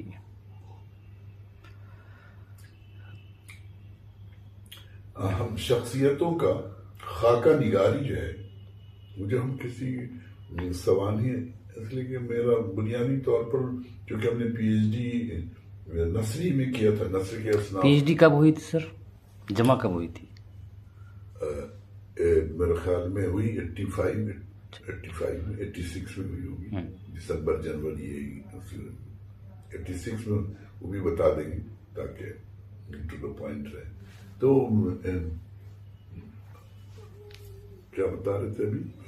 خاکوں کا، ہاں، خاکوں کے سلسلے میں، اس لیے کہ ہم نے اس کے بعد ہم جب ریفریشر کورس کرنے گئے، ہم کیریئر کے معاملے بیچ میں میرا خیال یہ تھا کہ ہم کو 1 سال کے لیے چلے جانا چاہیے۔ جب ہم کیریئر بنانے لگے تو ان میں تھے لسانیات پڑھ لینا چاہیے، لیکن بچے پیدا ہو چکے تھے، یہ سب میرے لیے ممکن ہے، لیکن اس کی کسک آج تک ہے۔ اگر ہم اپنے 5 سال کے بعد 1 سال لسانیات کا کورس کر لیتے تو آج ہم ادب کے معاملے میں یہ سب جو چھٹبھئیے سے اتنا اچھلتے پھرتے ہیں وہ یہ کر سکتے، لیکن اس طرح کا کیریئر ہم ماحول نہیں تھا۔ لیکن ہم یہ ضرور سمجھتے تھے، اس لیے کہ ہاں انگریزی کے ایک آدمی لنگوسٹک کر کے آئے تھے، زوہا قیصر زوہا صاحب، وہ اسی وقت ملتے کہ حیدرآباد جا کر کے، اسی لیے ہم بہت سے اسٹوڈنٹ کو کہتے ہیں کہ ان کو ملے تو لسانیات کا ایک ڈبل ایم اے کر لینا چاہیے. وہ کرنے سے بالکل پرسپشن ہی چینج ہو جاتا ہے اور فہم شعور، اس لیے کہ لفظ اور معنی کا جو رشتہ ہے اس میں جو امیجینیشن داخل ہو کر کے وہ ایک دم ایک نئی چیز بنا لیتا ہے. تب میری یہ بات بھی سمجھ میں آئی کہ قرآن کو اللہ تعالیٰ نے ادبی معجزہ بنا کر کے کیوں بھیجا. عیسیٰ علیہ السلام کو اللہ تعالیٰ نے عصا دیا، عیسیٰ ابن مریم کو، ہر پیغمبر کو کچھ معجزہ دیا. اب سمجھ میں آتا ہے کہ عرب کو تو ادبی کا معجزہ دینا چاہیے تھا، اس لیے کہ ادب جو ہے ان کے ذوق جمال کی تسکین کے لیے کوئی چیز وہاں نہیں تھی. یعنی کالے پہاڑ ہیں، تاج محل بنا نہیں سکتے، ریگستان ہے، نہ آبشار ہے، کوئی چیز نہیں، نہ جھرنا، کیا چیز ہے، نہ نیچرل اتنی بیوٹی ہے، ساری چیزیں ان کی نہیں ہے. تو انہوں نے پورے اپنے عربی ادب کو اتنا اعلی درجے کا ادب بنایا کہ اسی سے سورج چاند ستارے اگائے انہوں نے، اسی کا تاج محل بنا دیا. اور ان کو اتنا ناز تھا کہ سب کو عجم اگوگا سمجھتے تھے، اور قرآن نے اسی ادب ایک معجزہ دے کر ان کو کہا کہ اچھا تم گونگے ہو گئے، اور تب وہ سجدہ ریز ہوئے. پھر ایک بات یہ بھی سمجھ میں آئی کہ ادب کا معجزہ قرآن کو دیا. دنیا کے جتنے پیغمبر ہیں سب کسی کو کتاب اللہ تعالیٰ نے قیامت تک نہیں دی. کسی چیز کو اگر قیامت تک محفوظ رکھنا ہے تو اس کی تزئین کرنے سے اس کی تکمیل ہوتی ہے. جیسے ممی کر کے کوئی چیز کو محفوظ رکھا جاتا ہے نا، قرآن اپنے ادبی ہونے کی وجہ سے قیامت تک تازہ رہے گا. اگر اسی کو قانون کا معجزہ، قانون کی کتاب ہوتی تو قیامت تک نہیں ٹھہر سکتی تھی. ادب یہ کام کرتا ہے. ادب کسی فکر کی، خیال کی، جذبے کی تزئین کر کے تحسین کے کمال تک پہنچا کر اس کو محفوظ کر دیتا ہے. اس کے بغیر نہیں کر سکتا کوئی چیز. تاج محل کیوں اتنا بہترین ہے؟ ابھی تک تاج محل سے زیادہ خوبصورت کوئی چیز بنی نہیں. تو کسی چیز کی تزئین کا کمال جو ہے اس کے خود اپنے کمال کا ذریعہ بن جاتا ہے. ادب کا جو فہم، جب شوق ہوا، جب ہم نے ادارے ادب اسلامی کی صدارت کی ذمہ داری لی اور ہم کو آڈینس کو ایڈریس کرنا پڑا، تب احساس ہوا. تو اس میں ہم نے وہ اس میں دیکھیے گا، ہم نے لکھا بھی ہے عیسائیوں والوں کی، اس میں عیسائیوں والوں کی اجتماع میں ہم نے اس کو پڑھا بھی ہے کہ کیسے یہ جو ہوتی ہے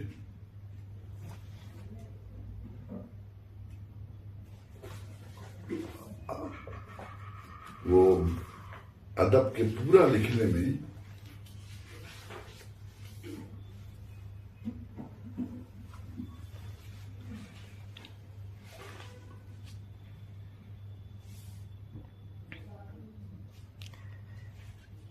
پی جی میں جو آپ نے 4 سال وہ کیا، وہ خاکہ ہم نے پڑھا ہے، 2 آرزو میں کٹ گئے 2 انتظار میں. ہاں 2 آرزو میں کٹ گئے. ہاں صحیح.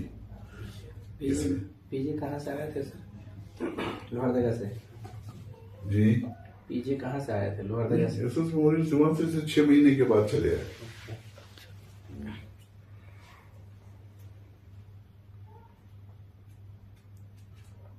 بہت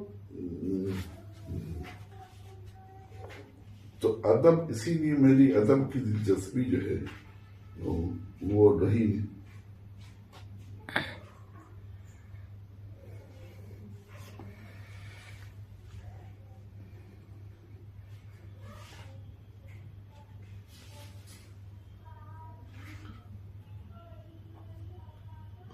جہاں تک ادب کی سمجھ کا سوال ہے، اس کو آپ اس کانفرنس کی مثال کے ذریعے سمجھ سکتے ہیں. جی یہ جو آپ آل انڈیا اجلاس کر رہے ہیں، اس کی جو چہل پہل ہے، یہاں جو بڑا پنڈال آویزہ ہے، گرما گرم تقریریں اور دھواں دھار مباحثے اور ٹھنڈے اور سنجیدہ مذاکرے ہو رہے ہیں. پورے کیمپس میں نوجوانوں کی ریل پیل ہے.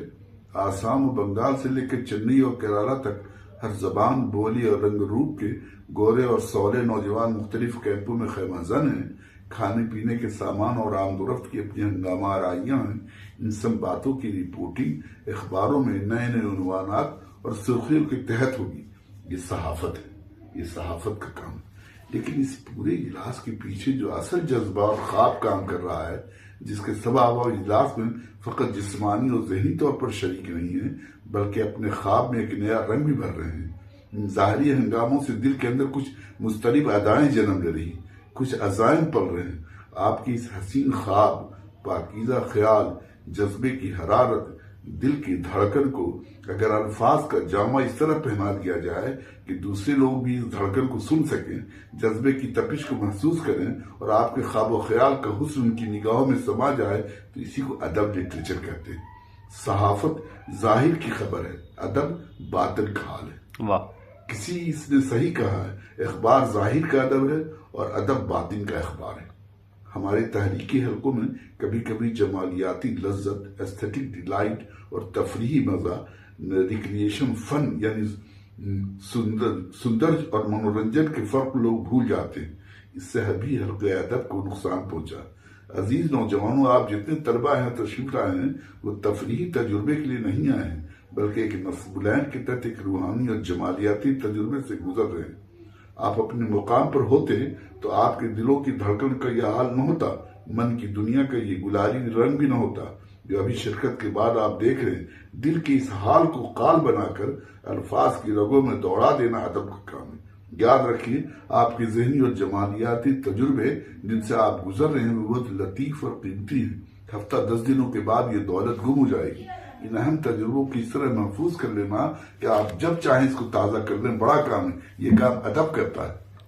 آج بھی اقبال کی نظم مسجد قرطبہ اور ذوق شوق آپ پڑھیں، آپ کی رگوں میں خون تیزی سے گردش کرنے لگے اور اس کی حرارت آپ محسوس کریں گے۔ اقبال تو خیر بہت بڑا مفکر اور عظیم شاعر ہے۔ مسدس حالی پڑھ لیجیے جو 1857 کے بعد مسلم قوم کا مرثیہ ہے، اس کو پڑھ کر آپ غمزدہ ہو جائیں گے اور آپ کی حالت کو بدلنے کی ایک نئی کوپل من میں پھوٹنے لگے گی۔ ڈپٹی نذیر احمد اور راشد الخیری کے ناول پڑھ لیجیے، مسلم معاشرے میں خواتین کی حالت زار کا اندازہ ہو جائے گا اور آپ کی آنکھیں بھیگ جائیں گی۔ نسیم حجازی کے ناولوں کو پڑھ کر ایک نیا عزم آپ کے دلوں میں کروٹیں لینے لے گا۔ ابھی حال کے دور میں میم نسیم، ابن فرید، نعیم صدیق، عامر عثمانی، حفیظ میوٹی وغیرہ کو پڑھیے۔ کلیم عاجز کی غزل گنگنائیے، دل کے تاروں سے ایک بددم ساز ابھرتا ہوا پائیں گے۔ دوستویفسکی کا ناول انقلاب روس سے پہلے لکھا گیا ہے، لیکن اس میں سے انقلاب کی دھمک اور اس کے قدموں کی چاپ آپ کو صاف سنائی دے گی۔ ابھی 2017 میں ادب کا نوبل انعام یہ کازوشی گورو کو اس کے novel the remains of the day پر ملا ہے۔ اس کے ناولوں کا مطالعہ کیجیے، ان میں جاپان کی عظمت رفتہ کا آپ ایک سراغ پائیں گے اور ان میں جذبات کا دریا رواں دواں نظر آئے گا جو بالآخر انسان کے تعلقات کی گہرائیوں میں اتر جائے گا۔ آپ کو معلوم ہونا چاہیے کہ ادب انسانی سماج کے تجربے کو زبان دے کر نیا تجربہ بنا دیتا ہے جس میں سب شریک ہوتے ہیں۔ اس طرح وہ باطنی سطح پر اجتماعی احساس کی چمن بندی کرتا ہے، وہ اجتماعیت کی تنظیم نہیں کرتا، البتہ جمالیاتی انتشار سے سماج کو بچاتا ہے اور تصور حسن جو انسانیت کا مشترکہ جوہر اس کی نشو نما کرتا ہے۔ جہاں تک کہ اصناف ادب کی روگوں میں دوڑا پھر دیکھیے، اسلامی ادب کا شناخت کا مسئلہ ہے تو وہ تصور حسن کو اخلاقی شعور کے مدار سے کبھی باہر نہیں جانے دیتا۔ یہ بھی واضح رہے کہ یہ اخلاقی شعور الست بربکم قالوا بلا، کیا میں تمہارا رب نہیں؟ لوگوں نے جواب دیا یقیناً آپ ہی ہمارے رب ہیں، کہ ازلی نور سے منور رہتا ہے۔ یہی اسلامی اور غیر اسلامی ادب کا امتیاز ہے۔ البتہ ادب کا کمال یہ ہے کہ وہ معلوم کو محسوس بنا دیتا ہے، وہ غیب کو حضوری عطا کرتا ہے۔ اس لیے افلاطون سے شاگردوں نے پوچھا کہ استاد آپ کو کس سے ڈر لگتا ہے؟ تو اس نے جواب دیا ہومر سے۔ شاگردوں نے دریافت کیا آپ اتنے بڑے فلسفی ہیں، آپ کو شاعر سے ڈر لگتا ہے؟ اس نے کہا ہاں، جو ورلڈ ویو ہم مجرد فکری سطح پیش کرتے ہیں اس کو اپنی قوت تخلیق سے دکھا دیتا ہے اور محسوس کرا دیتا ہے، غیاب کو حضوری کا پیکر عطا کرتا ہے۔ ادب کی معنویت کو سمجھنے کے لیے ایک اور پہلو سے سوچیے۔ مکے میں لوگوں نے صلی اللہ علیہ وسلم نبوت کے ثبوت میں حصی موضع طلب کیا، کہ تم بھی موسیٰ اور عیسیٰ کی طرح حصی موضوع لاؤ، تو اس کے جواب میں حصی موضوع کے بجائے اللہ تعالیٰ نے قرآن کی شکل میں ادب کا ایک شاہکار عطا کیا، جواب جو ابدی موضوع ہے اور ادراک و اظہار کی اس سطح پر ہے جہاں انسانی ادراک و اظہار پہنچنے سے عاجز ہے۔ اس سے آپ یہ بخوبی ادب کی قوت تسخیر اور تاثیر کو سمجھ سکتے ہیں۔ عزیز طلبہ، یہ جو ہندوستان میں انسانوں کا جنگل ہے، اس کو ادب کا جوگی فتح کر سکتا ہے۔ اگر یہاں کی تمام زبانوں میں اعلیٰ درجے کا اسلامی ادب پیدا کر کے اس ملک کو جمالیاتی سطح پر مالا مال کر دیں تو پھر تہذیبی سطح پر اس کو اسیر کرنا مشکل نہیں ہوگا۔ یہی تحریک اسلامی کا مقصود ہے، نہ مال غنیمت نہ کشور کشائی۔ آپ سوچئے، تحریک اسلامی کس چیز کا نام ہے؟ غلط سمجھتا ہے کہ یہ سمجھتا ہے کہ ہم مسلمانوں کی حکومت چاہتے ہیں، اپنے لیے اقتدار چاہتے ہیں۔ تحریک اسلامی تو اقتدار سے حسن کا اتباع چاہتی ہے۔ ستم شیوم سندرم، یہ کیسا الہامی جملہ ہے۔ کہو میں ہی حق ہوں، خیر ہوں اور حسن ہوں۔ سب جانتے ہیں کہ دنیا کی سب سے بڑی سچائی توحید ہے، وہی اصل حسن بھی ہے۔ توحید کے حسن کو دکھا دینا، رسالت کے جمال کو عام کر دینا، غیب کی حقانیت و صداقت کو شہود بنا دینا، جنت کی خوشبو کو اس دنیا میں بکھیر دینا، نیکی اور خیر کی کھیتی میں نئے نئے پھول کھلا دینا، یہ کام مومن کا کردار کرتا ہے جو اسلام پر عمل کرنے سے پیدا ہوتا ہے، یا اسلامی ادب کرتا ہے جو الفاظ اور بانی کے رشتے میں اسلامی اقدار کو ڈھالنے سے پیدا ہوتا ہے، اور دونوں مل کر شہادت حق کا فریضہ انجام دیتے ہیں۔ یہ جو رامائن اور مہابھارت کا بیانیہ ہے، وہ داستانی عہد کے ہندوستان کا ادبی کارنامہ ہے۔ اس میں جو پلاٹ اور کردار نگاری کی ہنر مندی ہے، وہ انسانی تخیل، مثالیت، عملیت، ادراک اظہار کا اعلیٰ نمونہ ہے۔ اسی وجہ سے آج تک ہندوستانی تہذیب کے شعور حق، تصور خیر اور احساس حسن کو گرفت میں لیے ہوئے یہ آریہ قوم کی ادبی فتوحات ہی تو ہیں جو ہندو قوم کے فرد کے ارتقاء اور معاشرے کی تعمیر اور تہذیب کی صورت گری میں فیصلہ کن کردار ادا کر رہے ہیں۔ تحریک اسلامی بھی یہی چاہتی ہے کہ فرد کا ہمدردی، ارتقاء، معاشرے کی کلی تعمیر اور اجتماعی زندگی جملہ اداروں کی تشکیل اس طرح ہو کہ ہم انسانی تہذیب و تمدن کا قافلہ مجازی حق کے بجائے ازلی حق، ناقص خیر کے بجائے کلی خیر اور فریب حسن کے بجائے اصلی حسن کی دولت سے مالا مال ہو کر فطرت کے مقاصد کی نگہبانی کرے، اور جب اپنے مالک حقیقی سے ملے تو اس کا انعام پائے۔ یہ کام بڑا ہے۔ اس کے لیے جس طرح آپ کے ذہین، فتین اور محنتی طلبہ میڈیکل، سائنس، انجینئرنگ، لا اور مینجمنٹ جاتے ہیں، کچھ طلبہ ہندوستان کی تمام زبان و ادب کے طالب بن جائیں، ان کی ادبی روایات کو اچھی طرح جذب کر کے اس زبان میں اعلی درجے کا ادب اس طرح تخلیق کریں کہ ہندوستان کی ساری زبانوں کے ادب میں نغمے توحید سرایت کر جائے، اور حق و انصاف، عدل و مساوات اور تقریر بنی آدم کی خوشبو سے یہ ادب معطر ہو جائے۔ آپ کے دلوں میں جو آگ ہے اس کو آتش سیال بنا کر مختلف زبانوں کے اصناف ادب کی رگوں میں دوڑا دیجیے، پھر دیکھیے آگ کیسے گلزار بناتی ہے۔ اپنی تخلیقی قوت اور جمالاتی توانائی سے ہندوستانی ادب میں ایسے کردار اگا دیجیے کہ ہندوستانی آبادی قرآنی کردار کے جمال سے آشنا ہو جائے، اور کل کی اوتار جس کا انتظار اس کو پہچان دے۔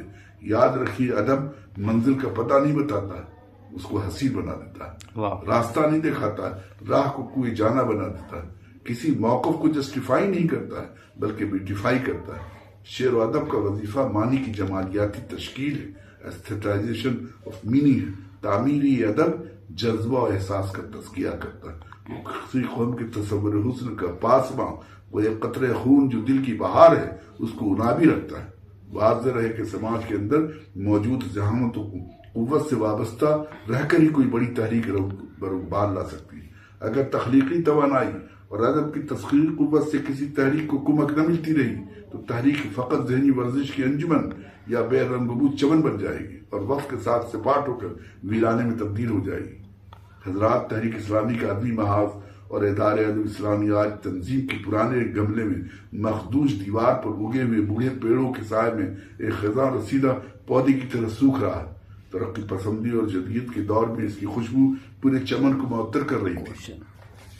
آج اس کے پتے بھی زرد پڑ رہے ہیں۔ بلا شبہ نئی کوشش بھی ہو رہی ہے، لیکن ضرورت ہے کہ تحریکی نوجوان اب آگے بڑھیں اور اپنی تخلیقی ذہانت اور تعمیری قوت کا نظرانہ پیش کریں تاکہ تاریخ کے ادب کا یہ سوکھتا ہوا پودا ہرا بھرا ہو جائے اور اس کی سبز و شادابی مابعد جدید عہد میں روحانی مسرت اور جمالیاتی بصیرت کی دولت عطا کر کے تحریک اسلامی ہند کو نئی ملکوں میں پہنچائے۔ واہ! یہ تو یہ جو آتش رفتہ کا سراغ ہے وہ ہمارے دراصل اس آزمائش اور امتحان کا نتیجہ ہے کہ جب ہم ادارہ ادب اسلامی کے صدر اس پس منظر میں بنائے گئے کہ میری کوئی دلچسپی نہیں تھی. ہم سمجھتے تھے کہ اردو والے سب وہ خاص مطالعہ کرتے نہیں ہیں اور سوال کا جواب دیتے نہیں ہیں، اس لیے میں نے کہا ہے. تو ہم کو نیا چیلنج سامنے آ گیا، اور وہ جو ہم نے وہ کتاب لکھی ہے، تو چونکہ میرا نثر میدان تو اتفاق سے جب ہم گئے پروموشن کے سلسلے میں، اس زمانے میں 2 ریفریشر کورس کرنا پڑتا تھا. اچھا. جب ہم گئے تو اس وقت وہ تمام نثری اسلوب ہی پر دونوں، تو اس وجہ سے گویا علی گڑھ یا حیدرآباد؟ علی گڑھ. اچھا، علی گڑھ گئے تو گویا نثری اصناف کی جتنی قسمیں ہیں وہی اس کی تھیم تھی، اور اسی پر تو ہم نے محسوس کیا کہ اگر ہم فرد کے کردار کو، جو تحریکی کردار ہے اور جو خاکہ نگاری کا جو فن ہے، اس فن میں یہ گنجائش ہوتی ہے کہ آدمی اپنے تصور کو آئیڈلائز کرے، آدمی کو آئیڈلائز کرے، اور کہتے کہتے ایسی بات کہہ دے، ذکر کرتے کرتے کچھ ایسا پہلو نکال دے کہ جس میں ایک چلتا پھرتا جمالیاتی احساس ہوتا ہے.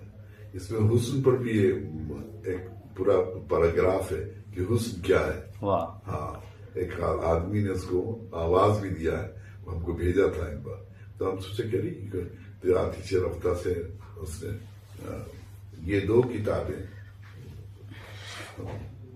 تو میری دلچسپی ادب کے سلسلے میں یہ ہوئی، اور ہم اب جب اتفاق سے بڑھاپے میں پہنچ گئے تب مجھے احساس ہوا کہ کچھ نوجوان آپ لوگ کی جو قدر کرتے ہیں صرف اس وجہ سے، اگر آپ پڑھتے لکھتے نہ رہتے اور کتاب یہ نہ کرتے رہتے، میری کوئی دلچسپی نہیں ہوتی. جی سر. کوئی نوجوان اگر وہ لکھنے پڑھنے والا ادب کا ہے تو تھوڑی دلچسپی ہماری بڑھ جاتی ہے کہ بھائی یہ کام کر رہے ہیں. اور ہم یہ سمجھتے ہیں کہ جو گروپ بازی لوگ کرتے ہیں بالکل بیکار چیز ہے، کوئی حاصل نہیں. بالکل. خاموشی سے آپ اپنے آپ کو پہچانیے اس میدان میں. اگر مجھے اللہ میاں جوان پھر کر دیں اور اب اس میموریل کالج جوائن کریں تو ایس میموریل، بس جو وقت بچے دنیا میں بڑے بڑے لوگ ہیں، بہت اچھے اچھے لوگ ہیں، ان سے رابطہ مقامی طور پر نہیں، عالمی رابطے میں رہے آدمی اور کام کرے تو بہت اچھا ہو سکتا ہے. ملازمت سے سرگزشت کب ہوئے سر آپ؟ 2009 میں 2009 میں سرگزشت ہوئے. مہینہ کون سا تھا؟ ستمبر 2009 میں سرگزشت ہوئے، اور ہم حج پر پروگرام بنائے ہوئے تھے، حج پر ہم گئے. یہاں جماعتی زندگی میں 2071 میں ہم رکن جماعت بنے، پھر امیر مقامی یہاں رہے، ناظم علاقہ رہے پورے چھوٹا ناگپور کے، پھر جھارکھنڈ بنا، جھارکھنڈ کے 2 ٹرم میں حلقہ رہے. ادارہ ادب اسلامی کے وہی پہلا ٹرم، دوسرے ٹرم میں ہم پھر مناسب نہیں سمجھا اپنے کو رہنا، ہم نے ان کو کیا نام ہے پروفیسر جو ہیں ہمارے گیا والے، ان کے بیٹے جو ہیں وہاں بھٹکل میں ہیں، ان کو ادارہ ادب اسلامی کے صدر پھر اس مرتبہ ذمہ داری ہم پر دی گئی. عثمانی صاحب نا، کیا نام ان کا ہے؟ شاعر سعد عثمانی. ادب کے سلسلے میں ایک کتاب اور نجات اللہ صدیقی نے جمع کیا ہے. اچھا. مقالوں کا مجموعہ ہے اسلامی ادب کر کے، وہ پڑھنا چاہیے. اچھا. نتیجہ کہ ہم نے یہ سوچا کہ جب ہم کو یہ احساس ہوا کہ اتنے دنوں تک جماعت اسلامی رہا کہ جو ہم اسلامی ادب کو دوسرے کو ڈیفائن نہیں کر سکتے، تو کوئی کورس ایسا ہونا چاہیے کہ نوجوانوں کو دیکھیے یہ پڑھیے. تو اس میں یہی ہم کو اندازہ ہوا کہ اگر حسن عسکری کو وہ فنون لطیفہ اور اسلام کو اور یہ تعمیری ادب کے سلسلے میں کیا جائے تو آدمی کو سانچہ سمجھ میں آ جاتا ہے کہ اسلامی ادب کیا چیز ہے. اور یہ حسن عسکری کے اور سلیم کے جو شاگرد ہیں احمد جاوید ہیں. اچھا. احمد جاوید صاحب ہیں اور ان کی جو تشریحات ہے ان کی جو یہ پڑھیے تو آپ کو کیا کمال ہے, کیا شخص ہوا. فلسفے کے اصل آدمی ہیں, شاعر بھی ہیں, وہ شاعر بھی ہیں. سلیم صاحب کے خاص شاگردوں میں ہیں حسن عسکری کے. مولانا ایوب دہلوی کے بھی ہوئی ہے. مولانا ایوب دہلوی ہے وہ, انہوں نے بھی ایک لیکچر دیا ہے آرٹ پر, اسلام اور آرٹ پر. بہت فلسفیانہ ہے, بہت کم لوگ اس کو دلچسپی سے سن کر یہ کر سکے. اصلاً وہی ہے کہ لفظ اور معنی سے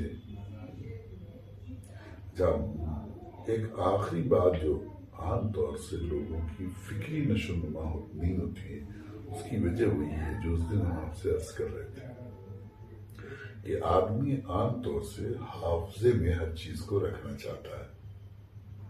حافظے میں رکھنے کا مسئلہ نہیں, امپورٹنٹ مسئلہ ہے کہ آپ کا فہم کا حصہ وہ بنتا ہے. جیسے آپ کہتے ہیں کہ آگ گرم ہے, تو یہ مبتدا و خبر آگ گرم ہے, یہ کہتے ہوئے آپ کو سمجھ میں بات آ گئی, آپ کی سمجھ میں بات آ گئی نہیں. کوئی چیز بھی آپ پڑھیے تو آپ کے فہم کا حصہ بننا چاہیے. اسی طرح جیسے آپ جب بولتے ہیں کہ آگ گرم ہے تو آپ کے فہم کا وہ حصہ ہے. تو کوئی چیز عام طور سے دیکھا, غالب کا شعر دیکھیے, آپ کو ہم کہتے ہیں تم میرے پاس ہوتے ہو گویا جب کوئی دوسرا نہیں ہوتا. اب اس میں لوگ پڑھ لیے کہ بہت اچھا شعر ہے, غالب نے ایسے کہا ویسے کہا, لیکن وہ آپ کے فہم کا حصہ نہیں بنا.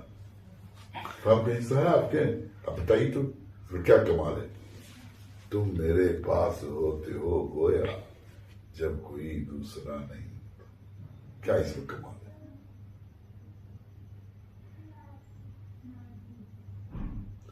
آپ نہیں, ہم کو یہ سمجھانا, آپ اس کو ادروائز مت فیل کیجیے, آپ کو یہ سمجھانا ہے کہ کوئی چیز آپ کے فہم کا حصہ نہیں بن رہی. استاد کو چاہیے کہ اس کو فہم کا حصہ بننے میں اس کی مدد کرے. ہوتا کیا, جیسے آپ نے سنا آپ کے حافظے میں چلا, ٹیپ ریکارڈر آن کر دیا, جیسے یہ کرتے ہیں نا, ایسے ہم لوگ مسلم سماج کا یا ہندوستانی سماج میں تعلیم کا جو نظام ہے وہ یہ ہے کہ استاد کی بات سنتے ہی لڑکا اپنے برین کا, اب تو آپ لوگ موبائل اس کا ٹیپ آن کرتے ہیں, ذہن کا ٹیپ آن کر لیتا ہے. نتیجہ کہ کریٹیکل تھنکنگ والا جو ہے وہ رہتا نہیں. تو جو بات سنتا گیا, یاد کرتا گیا, وہ یہ ہوتا رہا. اس کے اپنے فہم و شعور, کریٹیکل تھنک کرنا, اس پر سوال اٹھے گا اس کو سنے گی. تیرے دھوکے میں یہ دل ناداں ہر کسی کو پکار. آپ کو 5 شعر دے دیتے ہیں. اس دن آئے تھے نا وہ جی عبد الباسط, جانتے کیا کیا میں نے ان کو بھیج دیا غزل. بتایا انہوں نے آپ کو کیا نہیں, ان کو میں نے یہ غزل بھیج دی عبد الباسط کو. سر آپ کے زیر نگرانی کتنے پی ایچ ڈی کی ڈگری حاصل کی ہیں؟ اب تک 4 افراد نے پی ایچ ڈی کیا. ایک تو عمر فاروق تھے جو جی آر ایف کر کے آئے تھے. دوسرا یہ تسلیم عارف, اور ایک پہلی پی ایچ ڈی جو ہمارے انڈر میں کیا اس نوجوان نے, وہ ہمارے حفیظ میلٹھی کی شاعری پر. اور حفیظ میلٹھی کی شاعری پر اس نے, یاد نام نہیں پڑ رہا ہے, ہم مزید یاد کر کے اس طرح سے کبھی کسی نے حفیظ میلٹھی پر تو پہلا کیا تھا, اور عمر فاروق نے उन पर किया था, जो दिल्ली यूनिवर्सिटी के बड़े मशहूर हेड डिपार्टमेंट थे, मीर पर उन्होंने भी किया है। निसार अहमद फारूकी, हाँ? निसार अहमद फारूकी, ख्वाजा अहमद फारूकी, ख्वाजा अहमद फारूकी की तनकीद निगारी पर उन्होंने किया है। और इसने किस पर किया? 1980 के बाद उर्दू अफसाने पर तस्लीम सर, डॉक्टर तस्लीम आरिफ।